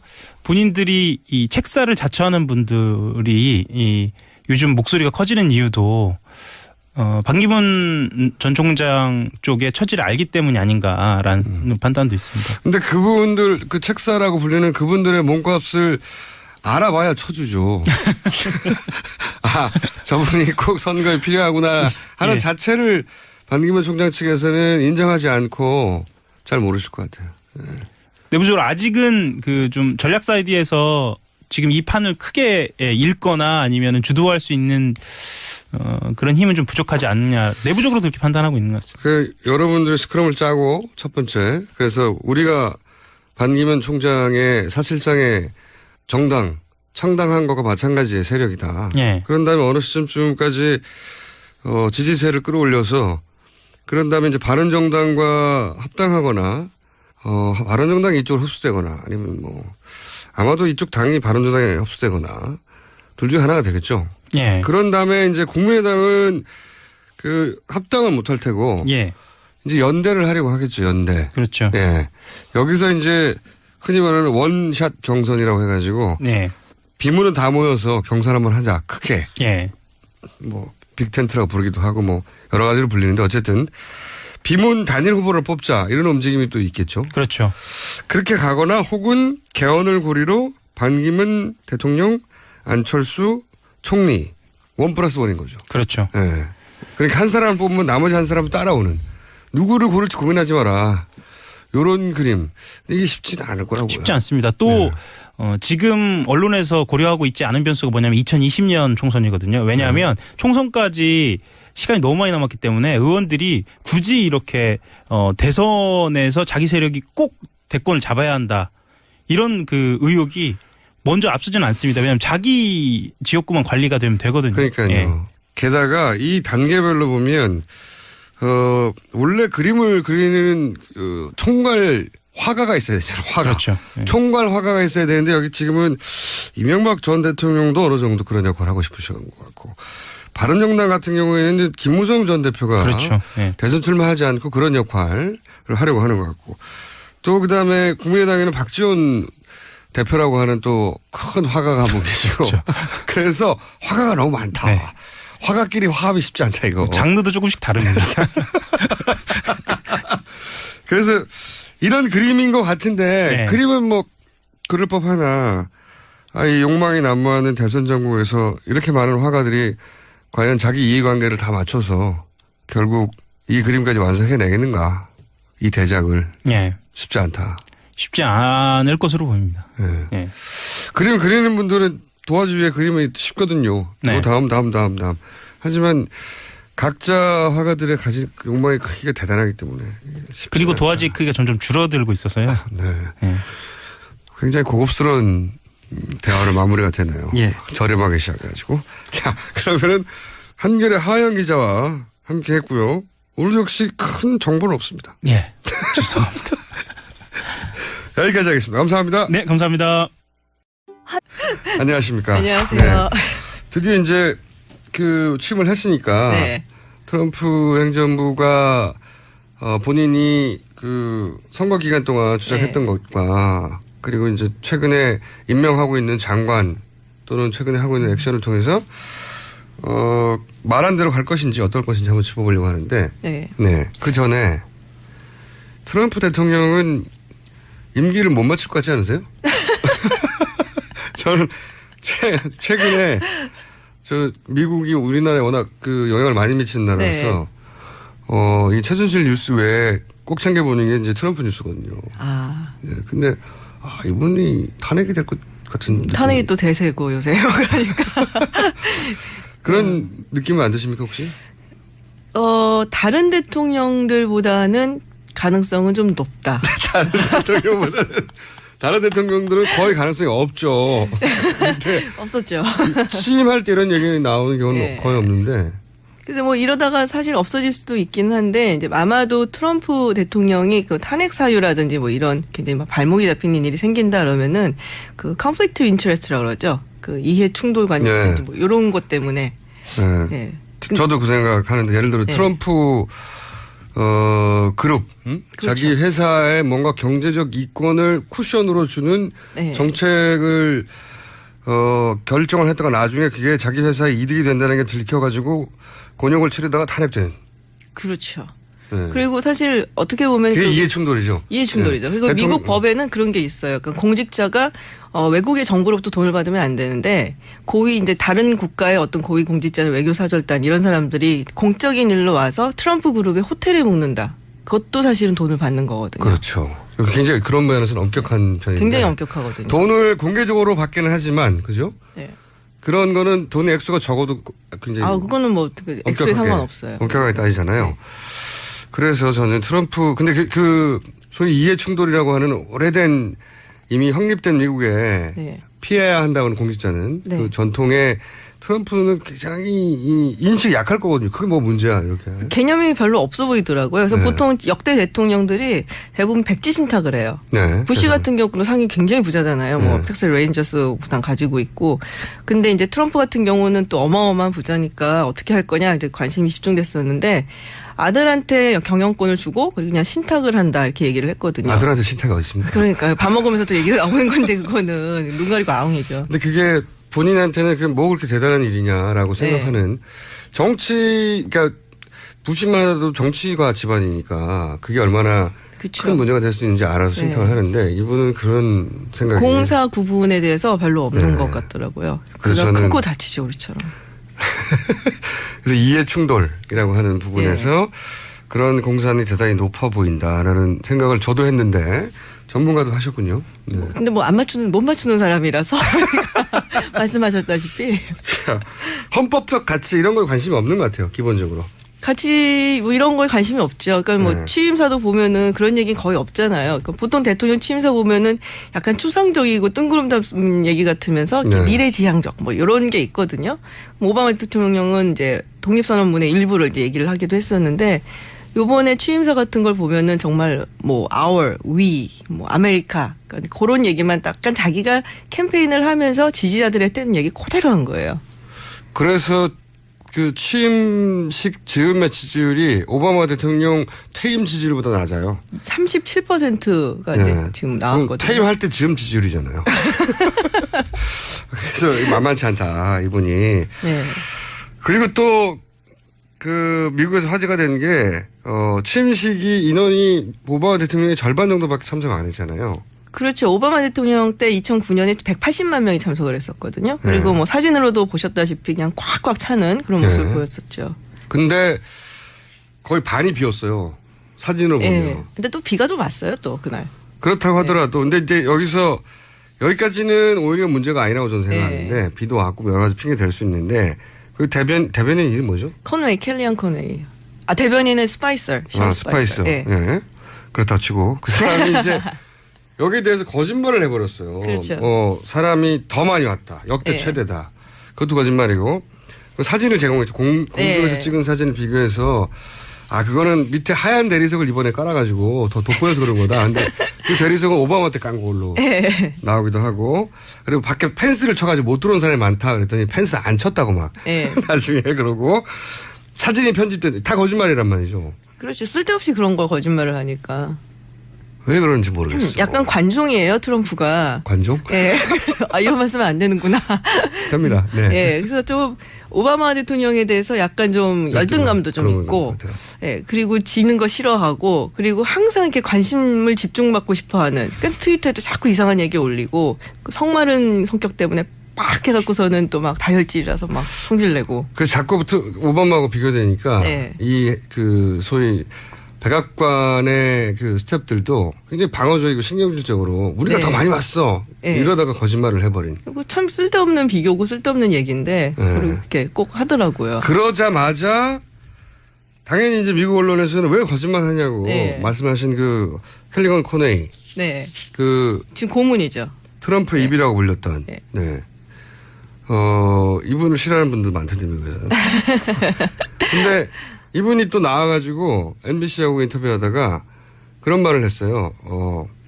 그 왜 거짓말을 계속 하냐고. 네. 그 별것도 아닌데 거짓말 해가지고 이렇게 계속 그 질문을 연속으로 하니까 그 코네이가 여자인데 이분이 그게 팩트가 아니고 얼터네티브 팩트다. 그게 뭐 신조어죠, 신조어. 대안적인 사실이라는 얘기인데 사실은 팩트는 하나뿐이지 어떻게 얼터너티브가 있겠어요. 그것도 몇 명 참석했나 가지고 얼터네티브 네. 팩트라고 그래가지고 이게 크게 화제가 됐어요. 크게. 그러니까 뭐 대응 수준이나 이런 게 굉장히 아마추어스럽고요. 그러니까 오바마 대통령 사실은 그런 부분에서 욕을 좀 먹은 부분이 있어요. 그러니까 너무 사람이 이렇게 떨어져 있다. 그러니까 무슨 일이 생겨도 이렇게 굉장히 쿨하게 반응을 하니까 한 감정도 없냐 저 사람은 뭐 이런 식의 뭐 비난도 좀 받았었는데 이 트럼프 대통령 같은 경우는 너무 감정적으로 대응을 하고 스태프들도 굉장히 미숙한 거죠 대응하는 게. 그래서 뭐 굉장히 뭐 장관들은 어떻습니까, 장관들? 장관들은 지금 이제 트럼프 내각을 좀 보시면요. 장관들은 그래도 청문회를 좀 통과할 만한 인물들을 넣어놨어요. 근데 이제 백악관의 고문, 뭐 아니면 수석 이런 사람들 보면은 그 사람들 굉장히 좀 약간 극단적인 익스트림한 사람들이 좀 많은 편이에요. 야, 이게 비선 실세. 비선 실세는 이제 뭐 딸내미가 또 많이 나서지 않겠냐. 맞아요. 이런 딸 얘기를 얘기죠. 많이 하고 있어요, 요새. 네. 딸이 한편으로는 인기도 있고. 네. 아유, 제가 듣기로는 이방카 트럼프가 한국에 뭐 공간에 오면 정말 좋겠다라는 얘기를 굉장히 많이 들었습니다, 여러분들한테. 한국의 공간에 오면? 그러니까 뭐 대사로 온다든지 뭐 네. 이러면 정말 좋겠다는 언론인들한테도 들었고 공직자분들도 그렇고 네, 로망 뭐 이렇게. 예. 미모도 이게 싫어하는 사람도 많죠, 물론. 근데 플러스긴 해요. 트럼프 이미지에. 그러니까 약간 좀 미모도 있고 그리고 좀 지적이고 그 집안에서 제일 똑똑하게 보이는 사람인 것이. 그렇더라고요. 네, 네, 실제로. 그 부부가 딱. 자, 이건 어떻습니까? 이게 박사님이 늦게 오셔가지고요. 박사님 시간이 훨씬 길었는데 박사님이 늦게 오신 거예요. 그래서 10분밖에 안 될 것 같은데 급해서 급하게 지나가겠습니다. TPP 탈 때 네. 이게 이제 미국이 중국 견제하느라고 만든 거잖아요, 원래. 그렇죠. 예, 중국이 뭡니까 아시아 인프라 투자은행인가? 네. 예, 그거 한다고 하니까 우리도 거기 들어가 있죠. 네. 그랬더니 미국하고 일본하고 태평양 주변 나라 다 모여라. 그래가지고 미국이 주도한 거잖아요. 그렇죠. 미국이 주도했죠. 중국 견제한다고. 네. 근데 이걸 제일 첫 번째로 이걸 탈퇴한다고 사인해버렸어요. 오바마가. 이거 무슨 의미가 있는 겁니까? 바보짓이에요. 본인이 못 맞췄다고 이제 트럼프에 대해서 막말하고 있습니다. 아니 이거는 정말 많은 경제학자들이 네. 좀 동의를 하는 게 왜 왜냐하면 그러죠, 이거 진짜? 굉장히 높은 수준의 자유무역 협정이거든요. 네. 그러니까는 뭐 지적재산권이라든지 이렇게 뭐 여러 가지 면에서 미국이 원하는 그런 류의 이제 자유무역 협정이고 네. 이걸 대체해서 이제 TPP 탈퇴한다니까 중국이 얘기한 게 그러면은 우리 밑으로 모여라 하면서 알셈 얘기를 한단 말이에요. 네, 네. 근데 그거는 중국 위주예요. 상품 위주로. 그러니까 중국이 너무 땡큐한 일을 왜 하는 거죠? 이런 말 하면 안 되는 건데. 바보라서? 별로 생각을 안 해본 거죠. 그거를. 그 부분에 대해서. 예, 이게. 본인 이제 미국 제일주의, 보호무역주의 해야 되는데 네. 이게 자유무역을 표방한다는 이유만으로 그렇게 해버린 거예요? 그리고 그렇죠. 그리고 오바마 행정부의 레거시고 어떻게 보면은. 그렇죠. 이거를 해놓으면 이제 그 오바마 행정부가 사실 피보트 에이시아, 뭐 아시아 회기 이렇게 네. 얘기를 했던 거의 일환이거든요. 이게. 그러니까 그거를 이어가는 꼴이 되는 거고. 오바마 행정부가 굉장히 공을 들여서 그럼요. 간신히 만들어 놓고 사실은 환태평양이라고 하면 아시아도 끼고 남미도 끼고 북미도 끼고 엄청나게 큰 네. 경제권을 합치자고 하는 걸 거의 다 만들어 놨는데 그렇죠. 이걸 다 뭉개버린 거 아닙니까? 그렇죠. 그러니까 자유무역 협정에 두 가지 파트가 있어요. 뭐 우리 상품 같은 게 있고 그다음에 서비스 부분이 있는데 미국은 네. 서비스 부분에서 거의 이제 흑자를 보는 편이고 TPP 같은 경우가 서비스 부분을 강화한 거거든요. 네. 그러니까 이거를 나온 거는 사실은 굉장히 좀 바보 같은 결정이죠. 미국이 국익을 봤을 때. 그게 이제 오바마 콤플렉스 때문일 수도 있고 그죠? 그렇죠. 그리고 네. 10년 동안 항상 그 얘기를 했잖아요. 근데 네. 아마도 얘기를 안 했으면 미국 사람들이 TPP가 뭐야 뭐 이랬을 거예요. 근데 이거를 이슈로 만들어놨기 때문에 지금 와서 철회하기도 사실은 좀 곤란하고. 그래서 더 해야 되는데 시간이 다 됐네 이거. 이제 막 시작했는데. 박사님? 네. 박사님 잘못이고요. 죄송합니다. 지가 하셔서. 네. 이거 조만간 바로 이어서 2탄 해야 되겠는데요? 왜냐하면 미국이 어떻게 할 건지는 굉장히 우리한테 영향을 많이 미칠 사안인데. 그렇죠. 근데 말씀하셨다시피 바보 같은 결정과 예상치 못한 말은 그렇게 했지만 그렇게 안 할 거야 했던 것 막 해버리잖아요 지금.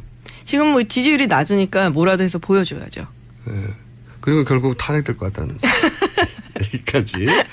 네. 아산 아쉽습니다. 오늘은 절반밖에 못했고요. 다시 한번 조만간 모시겠습니다. 아산정책연구원의 김지윤 박사님이었습니다. 고맙습니다. 조성주가 간다. 어디 갔다 오셨어요? 억울한 사람들 만나고 왔습니다. 항상 그렇잖아요. 네.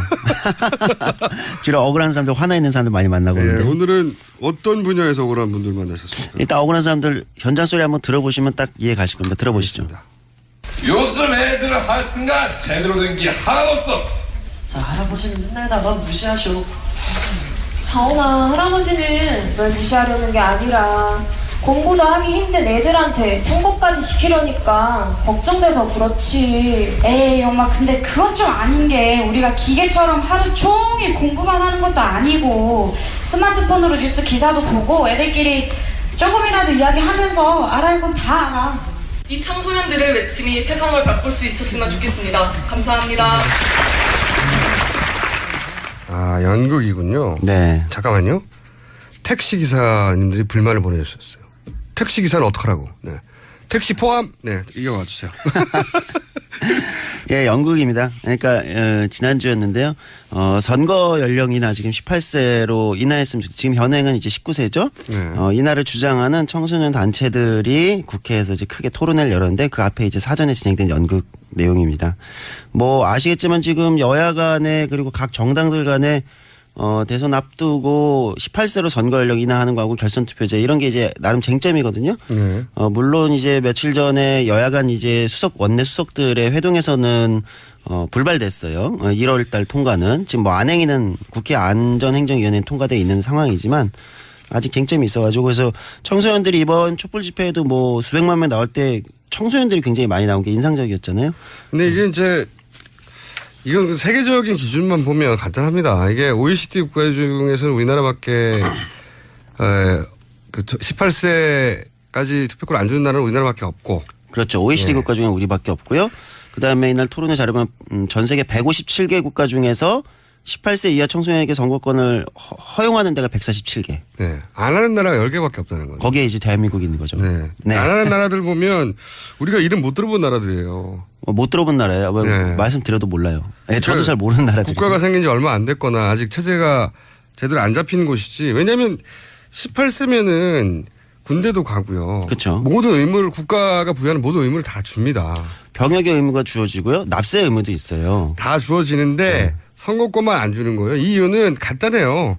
선거권 그러니까 이 연령대가 자기들의 후보에 유리한 지지율을 나타내냐 안 나타내냐 이유 하나지 다른 이유는 없어요. 그렇죠. 지금 이제 소위 말하는 이제 여야 간의 선거의 유불리를 계산하다 보니까 이런 건데 이 문제를 과연 그렇게 접근할 문제냐 아니면 보편적 민주주의의 어떤 시민권으로 접근할 문제냐 이걸 볼 필요가 있겠죠. 거창할 것도 없고 군대 가면 투표도 할 수 있어야죠. 근데 그게 굉장히 중요한 거거든요.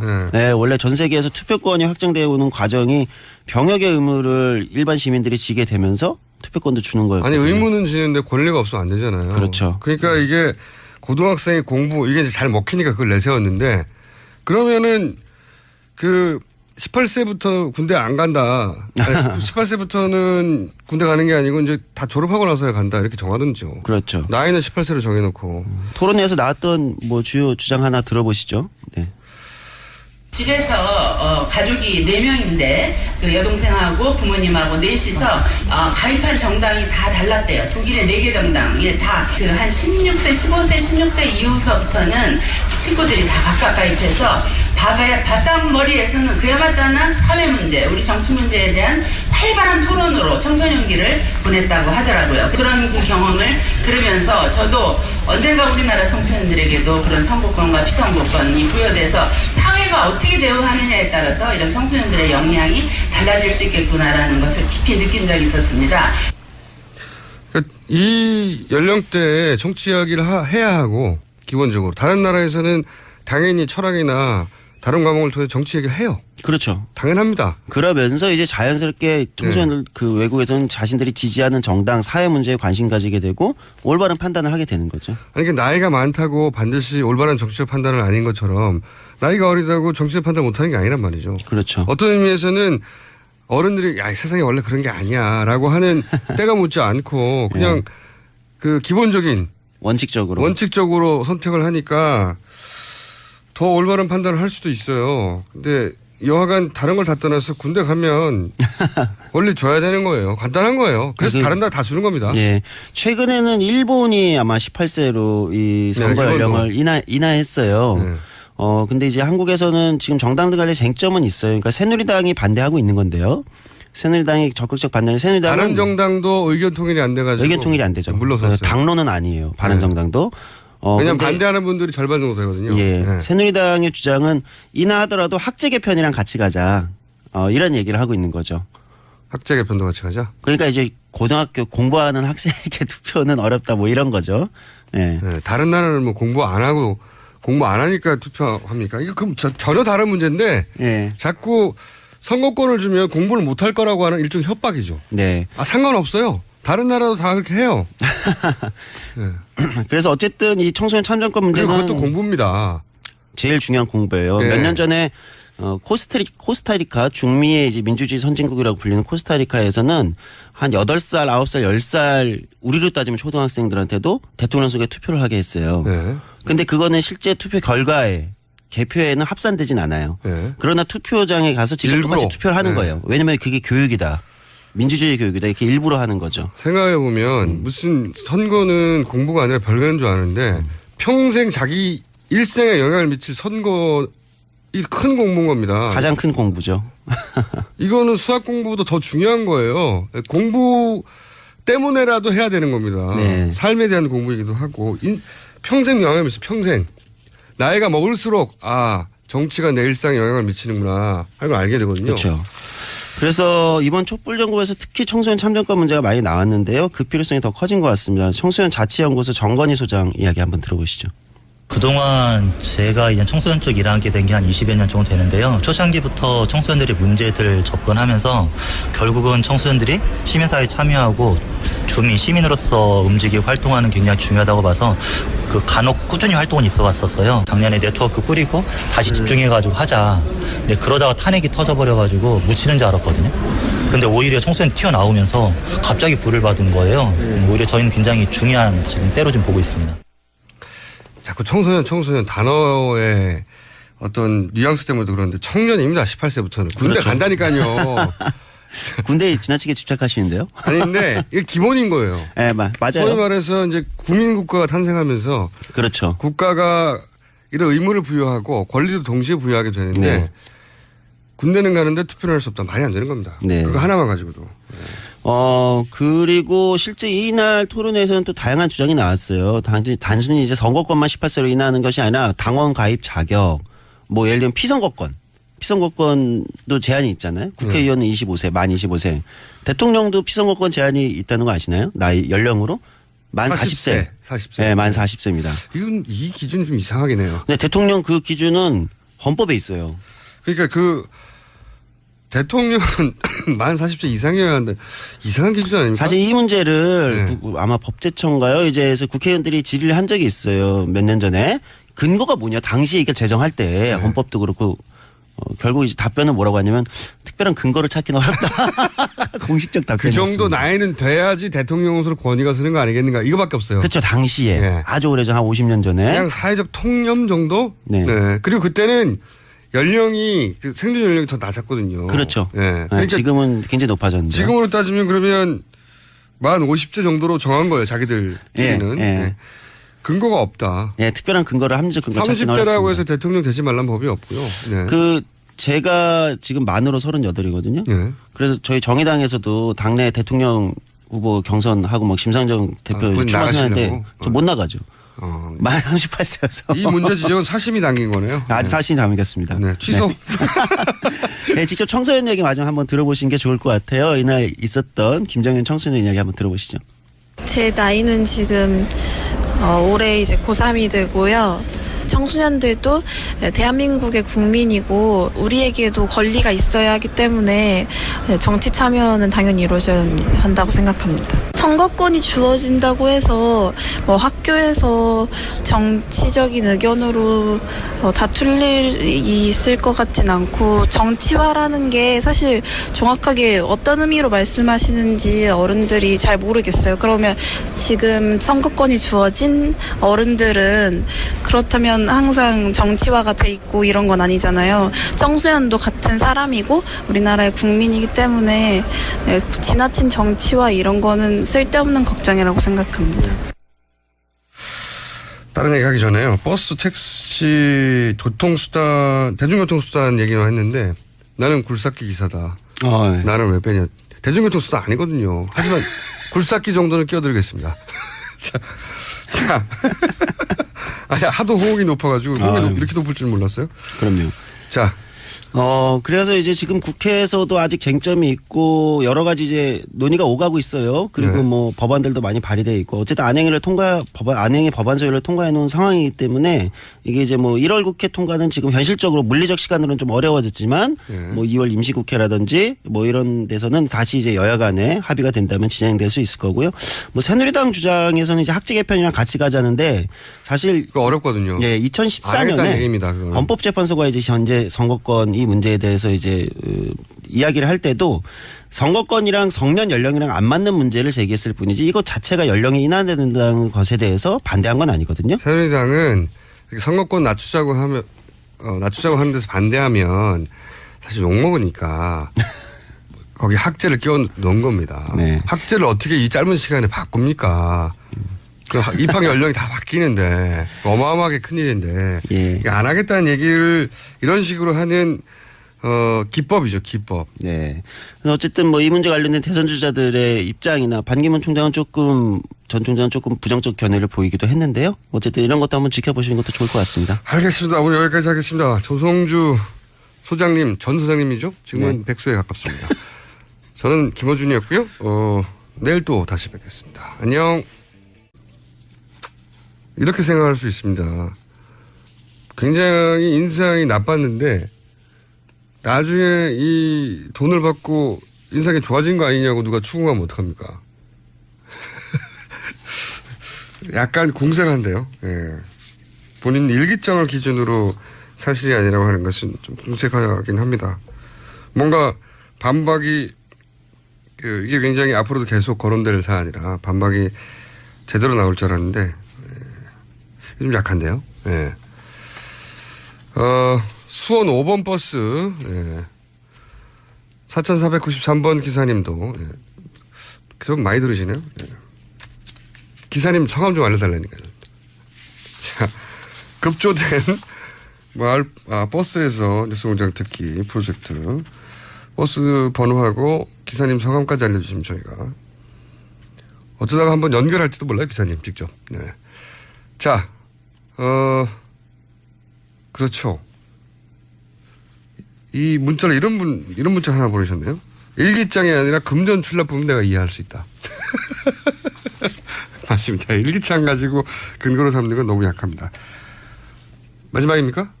네, 뭐 제목만 하나 더 알려드리면요. 뉴시스가 어제 보도한 내용입니다. 청와대가 자유총연맹에 관제대모로 지시했다라는 내용이 있습니다. 자유총연맹 관제대모. 그러니까 박사모가 나온 건 아니죠. 여러 단체에서 주말 집회를 하는 것에 대해서 의구심을 가진 눈초리가 있는 겁니다. 이런 근거가 있으니까요. 그 이전에 수많은 집회들이 관제데모였는데 이번도 아니겠느냐 하는 의구심이 있는 거죠. 예. 근거 없이 하는 얘기가 아니라. 자, 오늘 여기까지 하겠습니다. 지금까지. 예, 김은지였습니다. 안녕하세요, 대표님. 안녕하세요. 김원준 총수님. 네.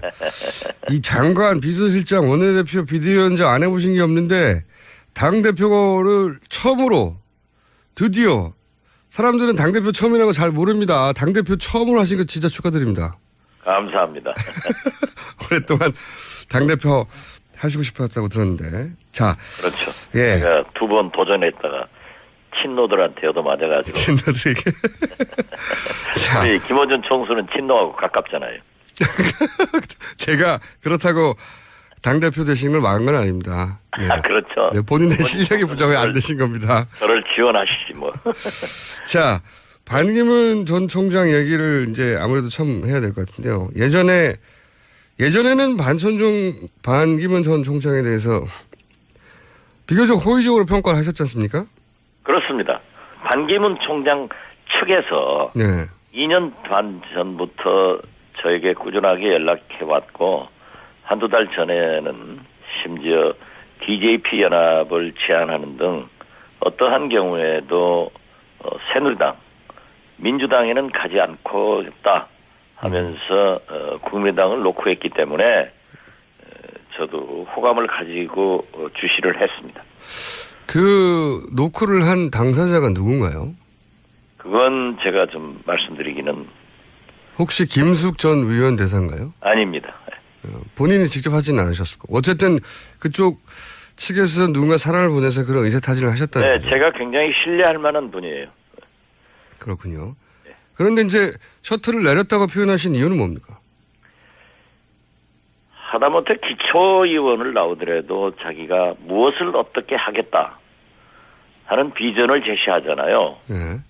그런데 일국의 대통령을 하시겠다고 한 분이 귀국 초 전혀 그러한 메시지는 없고, 두 번째는 실패한 세력들과 함께 다니면서 행동을 하고, 세 번째는 여러 곳을 방문해서 나오는 말씀이 박근혜의 뒤를 잇겠다 하는 것으로 저는 판단을 했고, 더욱이 최근의 1년의 접촉 인사들을 보면은 말씀으로는 빅텐트론을 주장하지만은 사실상으로는 박근혜, 이명박 정권의 분들과 함께 새로운 보수 세력의 집결을 위해서 노력하는 것으로 판단했습니다. 그건 이제 공식적인 답변이시고, 그 말도 이제 이해는 가는데, 이제 안 온다고 했나요, 국민의당에? 그런 것은 아닙니다. 아니면 연락이 좀 뜸해지셨나요? 아니요, 귀국해서 저하고 전화를 통화했고, 한번 만나자고 해서 그렇게 하기로 했는데, 아직까지 연락은 없습니다. 그리고 제가 분명하게 그렇게 움직이고 있는 이런 것을 보면은 우리 국민의당의 정체성과 이념이 맞지 않는 것 같다. 그래서 우리는 거의 문을 닫아간다. 라고 하니까 아마 그쪽에서도 여러 가지를 생각했겠지만은 언론을 통해서는 계속 저하고도 회동한다. 이런 것으로 나오고 있습니다. 이미 만났다고 하던데요. 안 만났습니다. 만났는데 안 만났다고 하시는 거 아니에요? 귀신이 걸어가면은 발자국이 안 남습니다. 사람이 걸어가면 발자국이 남습니다. 대표님 만나고 나서 안 만났다고 잘 하시잖아요, 원래. 김어준 총수처럼 그렇게 거짓말하지 않습니다. 그러면 그건 믿기로 하고요. 아니, 요즘은요. 네. 진짜 과거 정치하고 다릅니다. 알파고 국민인데 우리가 사실을 말씀드리지 않으면은 금세 모든 것이 신용불량자가 되는 거죠. 대행이 대선 출마를 할 경우, 그 경우는 변수가 될 수 있다고 봅니다. 예.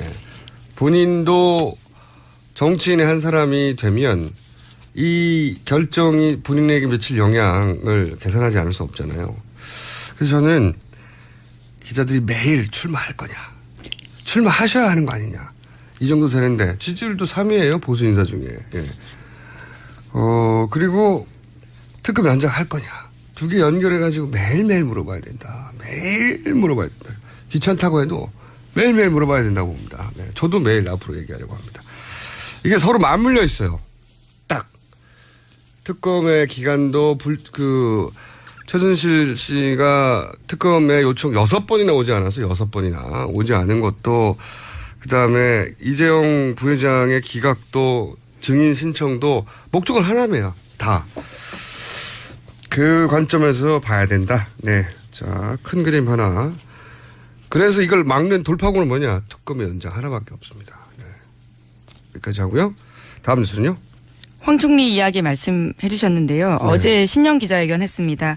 관련해서 대선 출마 질문도 나왔었는데 그에 대해서는 지금은 아니다 이렇게 대답을 했다고 합니다. 새 연설 이런 거 굳이 안 해도 되거든요. 지금 기대하고 있지 않은데 굳이 하셨어요. 그러면서 뭐 4차 산업의 장애물도 제거하고 뭐 지자체도 개편하고 이런 얘기도 있어요. 굉장히 국정의 큰 그림을 보여주는 이야기들을 했습니다. 이걸 2달 만에 어떻게 합니까? 네. 박근혜 대통령 5년 동안도 안 됐는데 이게. 네. 이건 대통령 출마한다는 얘기죠. 굉장히 정치적 행보로 보이는 건 사실입니다. 네. 대통령 출마한다고 봅니다. 거기 500원 걸고요. 네. 근데 그렇지 않을 수 없는 게 새누리당도 후보를 내야 될 거 아닙니까? 네. 김문수 전 지사의 지지율보다 훨씬 높아요. 예, 지난주 갤럽 조사에서 5% 정도 나왔습니다. 어떤 일이 있어도 떠나지 않을 최후의 새누리당 지지자들이 약 10% 정도 새누리당의 지지율을 받치고 있지 않습니까? 안 나올 이유가 없는 거죠. 네. 근데 이제 끝까지 완주냐? 이거는 황교안 전 총리 개인의 욕망, 크게 달려있겠죠. 네. 그 욕망이 커지면 본인이 출마도 하고 특검도 연정할 수도 있어요. 이 선거 30일 전에 공직에서 물러나야 되거든요. 네. 그럼 이제 대행이 또 생기게 되는 거죠. 그러니까 이제 일정을 조정을 하겠죠. 근데 출마할 수 저는 있다고 예상합니다. 이 워딩이 미세하게 바뀐 건 맞습니다. 지난달까지만 하더라도 전혀 없다 이렇게 잘랐었거든요. 네. 가능성에 대해서. 그런데 지금은 지금은 아니다 이렇게 이야기를 저는 했으니까요. 그때부터 나온다고 계속 얘기했었는데 이분 저는 나오는데 500원 겁니다. 네. 600원 걸까요?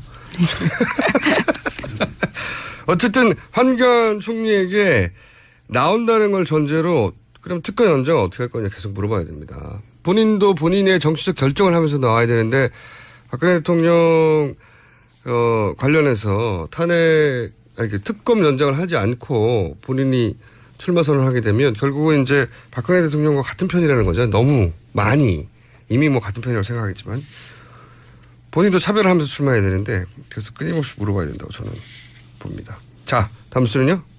관련해서 하나만 더 말씀드리면요.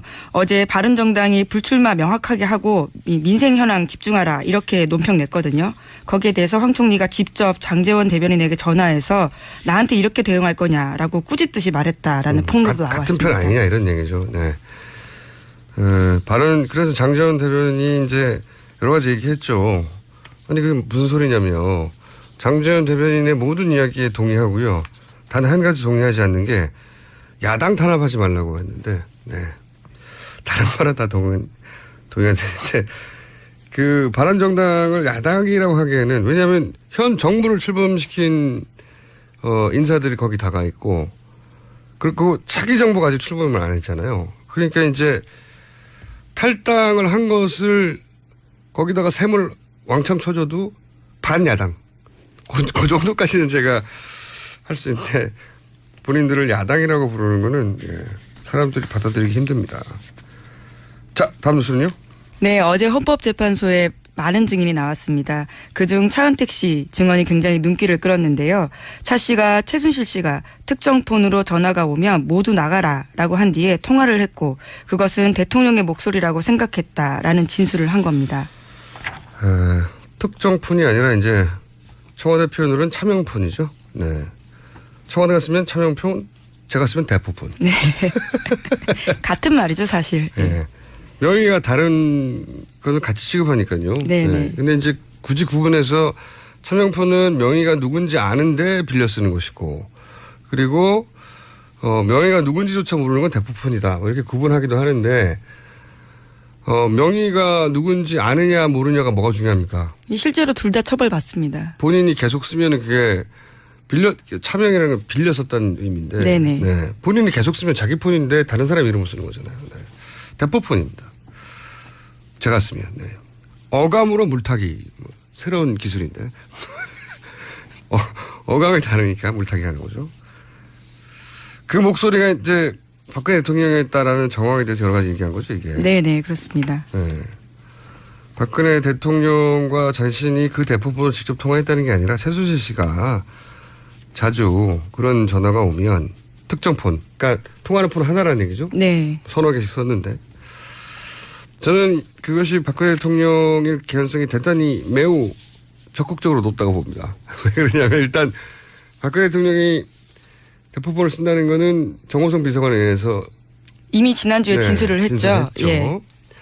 그리고 최순실 씨가 알겠습니다. 근데 정체성 멀다고 하셨는데 그 정체성 얘기하시면 전에도 김무성 전 대표와도 이제 연대 얘기를 하셨으니까 정체성만은 아니지 않습니까? 김무성 대표하고 연대 얘기는 하지 않았습니다. 김무성 대표하고도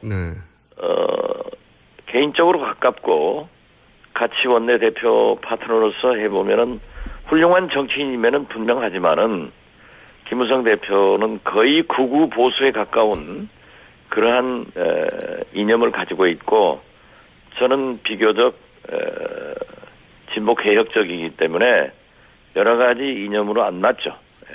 그래도 친하게 지내셨는데. 그래서 연대한다 이런 얘기는 하지 않았습니다. 정치의 파트너로는 훌륭하게 인정합니다. 정치적 파트너이기만 하지 연대는 안 된다? 네, 그렇습니다. 근데 이제 국민의당 그 이야기를 이제 곧이곧대로 제가 다 받아들이고 이미 지나간 일이기 때문에 제가 그걸로 다툴 생각은 없고 근데 국민의당이 그렇게 넉넉한 집안 형편이 지금 아니지 않습니까? 반기문 전 총장이 합류해주면 좋은 거 아닌가요? 넉넉한 집안 형편이 아니건 기건 그것은 문제가 아니죠. 왜냐하면 그렇게 했다가는 더 넉넉해지지 않을 수가 있어요. 지난 탄핵 정국에서 크게 곤욕을 치료. 그렇게 민주당의 문재인 대표처럼 대통령이 되기 위해서 수단과 방법을 가리지 않고 하는 것은 우리는 지향합니다. 그렇군요. 문재인 전 대표의 입장을 제가 대변할 이유는 없기 때문에 그거는 문재인 전 대표한테 물어보기로 하고요. 수단과 방법을 가리지 않는 예를 하나만 들어봐 주시죠, 그러면. 어제 전남에 가서 대북 송금 특검에 대해서 어떤 분이 질문을 했나 봐요. 그러니까 대북 송금 특검은 검찰이 수사하느냐, 특검이 수사하느냐, 선택의 문제였다라고 하는 것은 굉장히 잘못된 겁니다. 심지어 민주당 대표인 정대철, 사무총장인 이상수, 노무현 대통령의 정치적 스승이라고 하는 김원기 이런 분들이 전부 청와대 가서 노무현 대통령께 어떠한 경우에도 대북송금 특검을 해서는 안 된다고 반대했지만은 국무회의에서 오직 허성관 장관 한 사람 찬성했습니다. 그러나 노무현 대통령과 문재인 수석이 강행을 했는데 그것을 두고 그렇게 변명을 해서는 안 되죠. 그리고 제가 문재인 대표께 대북송금 특검에 대한 분명한 입장과 사과를 해라 이렇게 했더니 김대중 대통령께서 사과했다. 김대중 대통령께서 용서했다. 이렇게 말씀하셔서 그런 적 없다 했더니 노무현 대통령 서거 당시 김대중 대통령께서 내 몸의 절반이 무너져 내려갔다. 이 표현에 그게 들어가 있다는 거예요. 그래서 그렇게 애매모호하게 하면 안 된다. 분명한 것은 잘못됐다고 하면은 잘못된 것을 인정을 하고 사과를 해야지 그렇게 왜 자꾸 변명을 하느냐라고 했는데 또 한 번 변명을 했더라고요. 알겠습니다. 그걸 이제 누구는 해명이라고 하는데 변명으로 들릴 수밖에 없다. 그거하고 수단과 방법을 가리지 않는 건 좀 다른 얘기인 것 같은데. 그건 호남표를 얻어내기 위해서 수단과 방법을 가리지 않은 거죠. 지난번에도 호남이 지지하지 않으면은 자기는 정치를 하지 않는다. 대권에 출마도 하지 않는다. 해가지고도 지금 하고 있지 않습니까? 이런 얘기도 다 하셨어요. 그 말씀 하시니까 또 생각이 나는데 제가 지금 문재인 전 대표 얘기하려고 연결한 건 아닌데 말씀하시니까 여기 한 가지만 더 여쭤보면 문재인 전 대표가 이제 부산, 울산, 경남에서 50% 이상 득표할 수 있겠냐. 홈베이스가 약하지 않냐. 이런 지적도 하셨죠. 네, 그렇습니다. 홈베이스가 약한 건 안철수 전 대표는 더한데요, 지금. 안철수 대표는 그래도 지난 4.13 총선에서 호남에서 승리를 했습니다. 물론 지금 현재 지지도가 정치 검찰에 의거해서 리베이트 사건의 조작으로 도덕성의 새정치에 큰 상처를 입고 추락한 것만은 사실입니다. 그렇지만 이제 무죄가 됐고 또 활발하게 활동하고 있기 때문에 차차 커버되리라고 봅니다. 알겠습니다. 미래를 전제로 해서 이제 주장을 하신 거기 때문에 그거는 반론의 여지가 있는. 지금 현재도 미세하게 상승하고 있고 문재인 대표는 조금 하락하는 그런 모습을 보이던데요. 예. 그게 사실이라서 아직 격차가 너무 큽니다. 그리고. 그렇습니다. 예, 그건 인정합니다. 호남에서도. 그렇지만은. 예. 이해창 전 후보도 9년 10개월 1등 했지만은 40% 이상. 예. 한 달 잘못해가지고 김대중, 노무현에게 대통령을 잃었고 지금 여론조사의 가장 첨단 국가인 미국에서도 9%의 트럼프가 91% 지지받은 힐러리에게 이겼습니다. 맞습니다. 어떻게 될지 모르는 거죠. 그렇죠. 네. 지금 1등 한다고. 근데 거꾸로 이명박 대통령 1등 하다가 그냥 대통령 돼버렸거든요. 그런 사례도 있긴 합니다. 그렇으니까 실패한 대통령이 됐죠. 그거는 상관없는 얘기지만, 개화가. 아니, 지금 보세요. 우리가 대통령 잘못 뽑아가지고, 네. 지금 민주주의, 서민경제, 남북관계, 심지어 우리나라가 지금 대통령이 둘 아니었습니까? 박근혜 대통령, 최순실 대통령. 이런 사태까지 났는데, 네. 이번에는 진짜 국민들이 잘 뽑아야 됩니다. 예, 그건 맞는 말씀이신데, 김은지입니다. 네.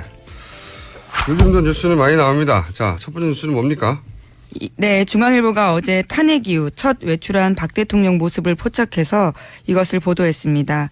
박 대통령은 어제 박정희 전 대통령과 유영수 여사의 묘소를 찾아서 성묘했다고 청와대가 밝혔습니다. 네, 저도 봤는데 단독이라고 달고. 그렇죠. 네. 제목이 잘못됐어요. 박근혜 대통령 모습 포착이 아니고 제공. 네, 제공의 청와대라고 쓰여있죠. 제공. 예. 네. 이걸 중앙일보가 어떻게 미리 알고 포착을 했겠어요. 네. 단독도 아니고요. 여러 군데 제공하는 거죠. 이 제공의 이유는 이제 박근혜 전 대통령과 유영수 여사를 찾는 대통령의 모습을 보여줘서 뭔가를 자극하려고 하는 거겠죠. 네. 박근혜 대통령은 포기한 적이 없는 것 같아요. 예, 그래 보입니다. 네, 전혀 포기한 적이 없는 것 같고, 박근혜 대통령 측에서는 탄핵 기각을 위해서 많은 노력을 하고 있다. 네.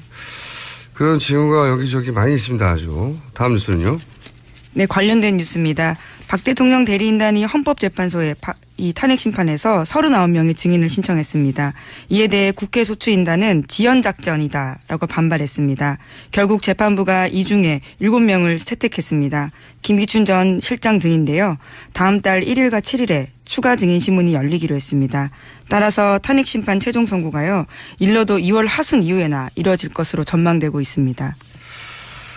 자, 다른 얘기 하기 전에 김포에서 서울 가는 8,600번 버스 뉴스공장 나온다고 합니다.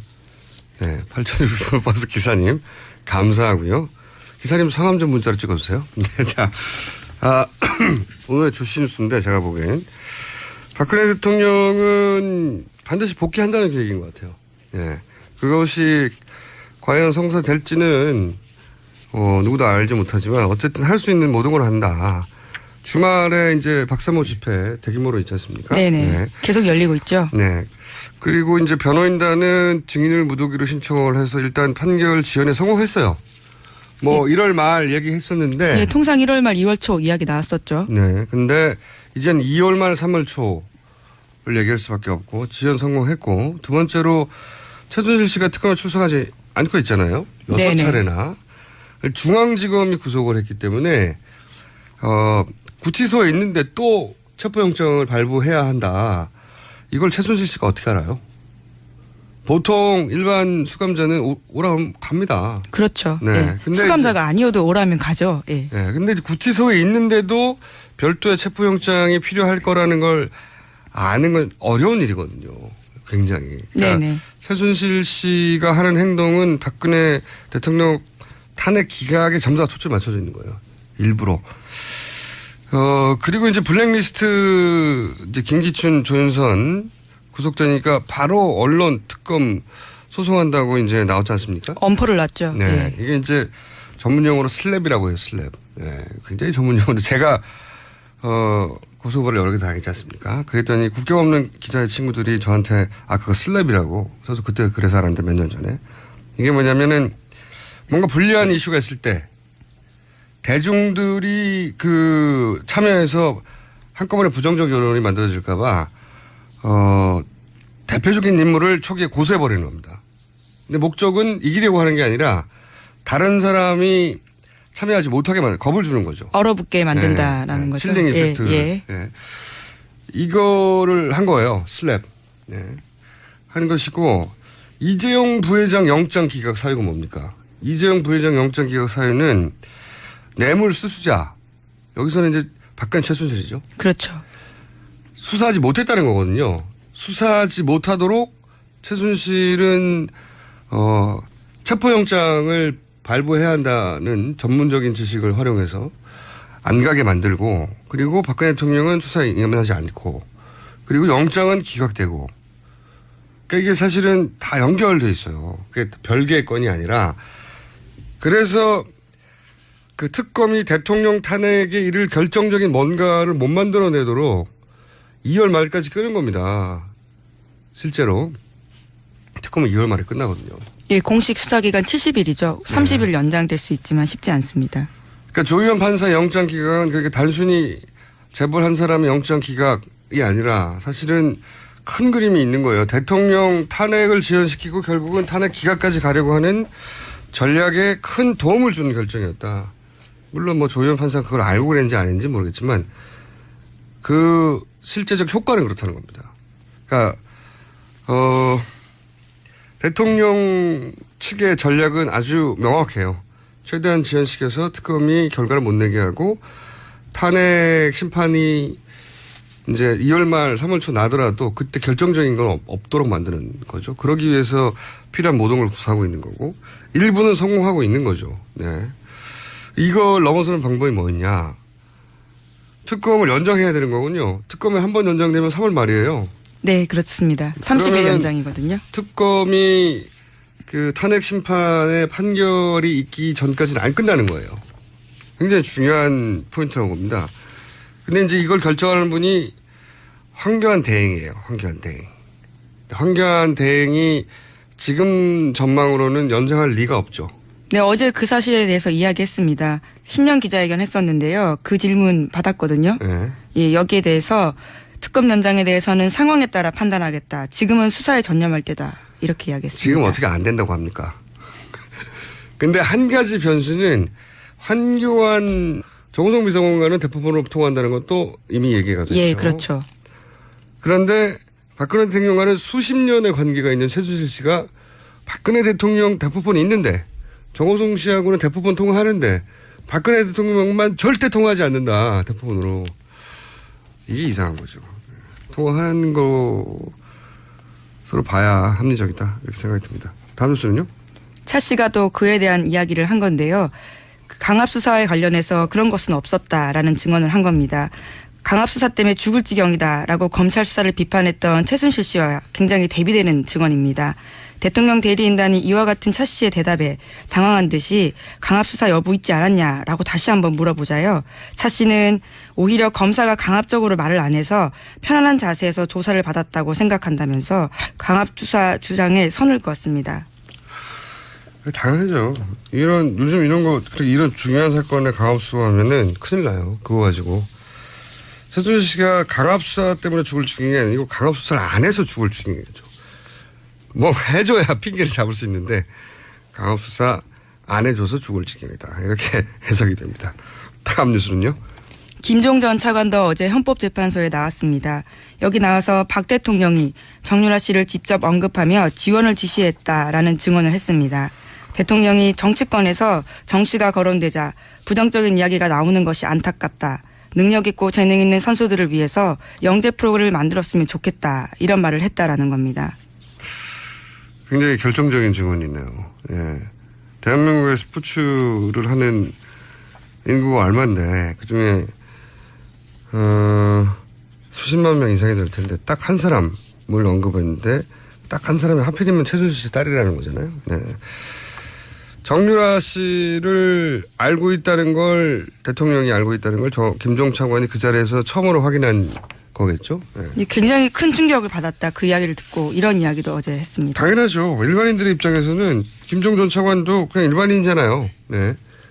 공무원이었을 뿐 그리고 이제 최순실 씨와 이제 연관되었을 뿐 대통령과 최순실 씨와 정유라의 관계에 대해서 이해하고 있었지 못했겠죠. 모든 국민들처럼. 그 정도까지 가늠을 하기 쉽지 않았겠죠. 네. 근데 대통령 입에서 직접 큰 사안을 다룬 대통령이 한 사람 꼭 찍어서 영재 프로그램을 만들었으면 좋겠다 했으니까요. 이 영재 프로그램은 이제 결국은 삼성이 말을 사주고 뭐 이런 거죠. 예. 충격 받을 만합니다. 이 사안은. 자, 헌재 가서 또 발언한 사람도 없습니까? 어제는? 어제 이승철 정경련 부회장도 나와서 이야기했습니다. 뭐라고 그랬나요? 예, 청문회 나와서요, 했던 위증들에 대해서 그것은 청와대에서 시켰기 때문이다라고 이야기를 했고요. 위증죄보다는 청와대가 더 무서웠다. 이런 이야기도 했습니다. 당연하죠. 그거야. 잠깐만 중요한 내용이 하나 왔네요. 금천 마을버스 1번 뉴스공장을 너무 작게 틀어놨어요. 513번 버스 기사님 소리 좀 올려달라고. 직접 말하면 되는데 저희한테 문자를 보내가지고 이렇게 라디오로 이렇게 나오도록. 네. 볼륨 좀 올려달랍니다. 기사님. 자, 다음은요. 반기문 전 총장의 조카 반주현 씨가 장기간 병역 기피자로 지명수배돼 있다라는 한겨레 보도입니다. 반 전 총장이 조카의 병역 기피 사실도 알고 있었을 거라는 반기상 씨의 증언도 나왔다라는 건데요. 반기상 씨는 한겨레와의 통화에서 형님도 아들이 병역 의무를 다하지 않았다는 것을 알았을 것이다. 이렇게 말했다라고 합니다. 아니, 반기상 씨는 왜 이렇게 형님한테 큰 해가 될 자병을 해버리죠? 여하간 조카 반주현 씨가 병역 기피라는 거 아닙니까? 네. 이번에 나이가 거의 40대죠? 1978년생입니다. 그러면 우리 나이로 40인데. 예. 그럼 병역 의무가 발생한 지 거의 20년 다 됐어요. 예. 그럼 20년 가까이 돌아오지 않았다는 얘기네요. 예. 유학 때문에 갔다라고 반기상 씨는 해명을 하고 있는데요. 그리고 나서 귀국을 안 했군요. 예. 병역법 위반이긴 합니다. 그래서 지명수배자로 올라가야겠군요, 이건. 그런데 그 사실을 반기문 전 총장도 알고 있다고 반기상 씨, 반기문 총장의 동생이 얘기를 해버렸네요. 예, 직접 이야기를 한 거죠. 왜 이런 말을 하셨을까. 반주현 씨 결혼식에도 참석했다고 하죠. 이런 자잘한 뉴스들은 앞으로도 계속 나오겠네요. 네. 가족들이 이런 식으로 병역 기피 지명수배자다, 사기죄다, 뭐 이런 제목 계속 걸리는 건 본인한테 계속 걸림돌이 되겠죠. 다음 뉴스는요? 관련된 뉴스입니다. 반기문 전 총장이 어제 자신의 일기장까지 공개하면서 박연차 리스트 관련서를 반박한 건데요. 2005년 5월 4일자 일기, 그러니까 5월 3일 날 23만 달러 건넸다라는 보도에 대해서 당시 일기를 보면 부산에서 사업하면서 베트남 명예총영사 근무하는 사업가가 참석했는데 대통령 후원자라 그래서 그런지 태도가 굉장히 불손하게 짝이 없었다. 이렇게 적었다면서 이렇게 처음 보는 사람에게 대해서 일기 썼는데 돈 받았다라는 게 일반인 상식에 맞느냐라는 주장을 한 거죠. 그러니까 23만 달러 의혹에 대한 이제 제대로 된 반박이 반기문 전 총장 측에서 나왔는데. 예, 구체적인 물증을 제시한 거죠. 네, 물증이 자기 일기장이면 어떡합니까. 그리고 이 일기장 나중에 썼는지 어떻게 알아요. 게다가 사실이라 하더라도 일기장에는 그 사람이 박연차 회장이란 말이 없잖아요. 예, 그렇습니다. 사업가라는 표현만 있습니다. 네.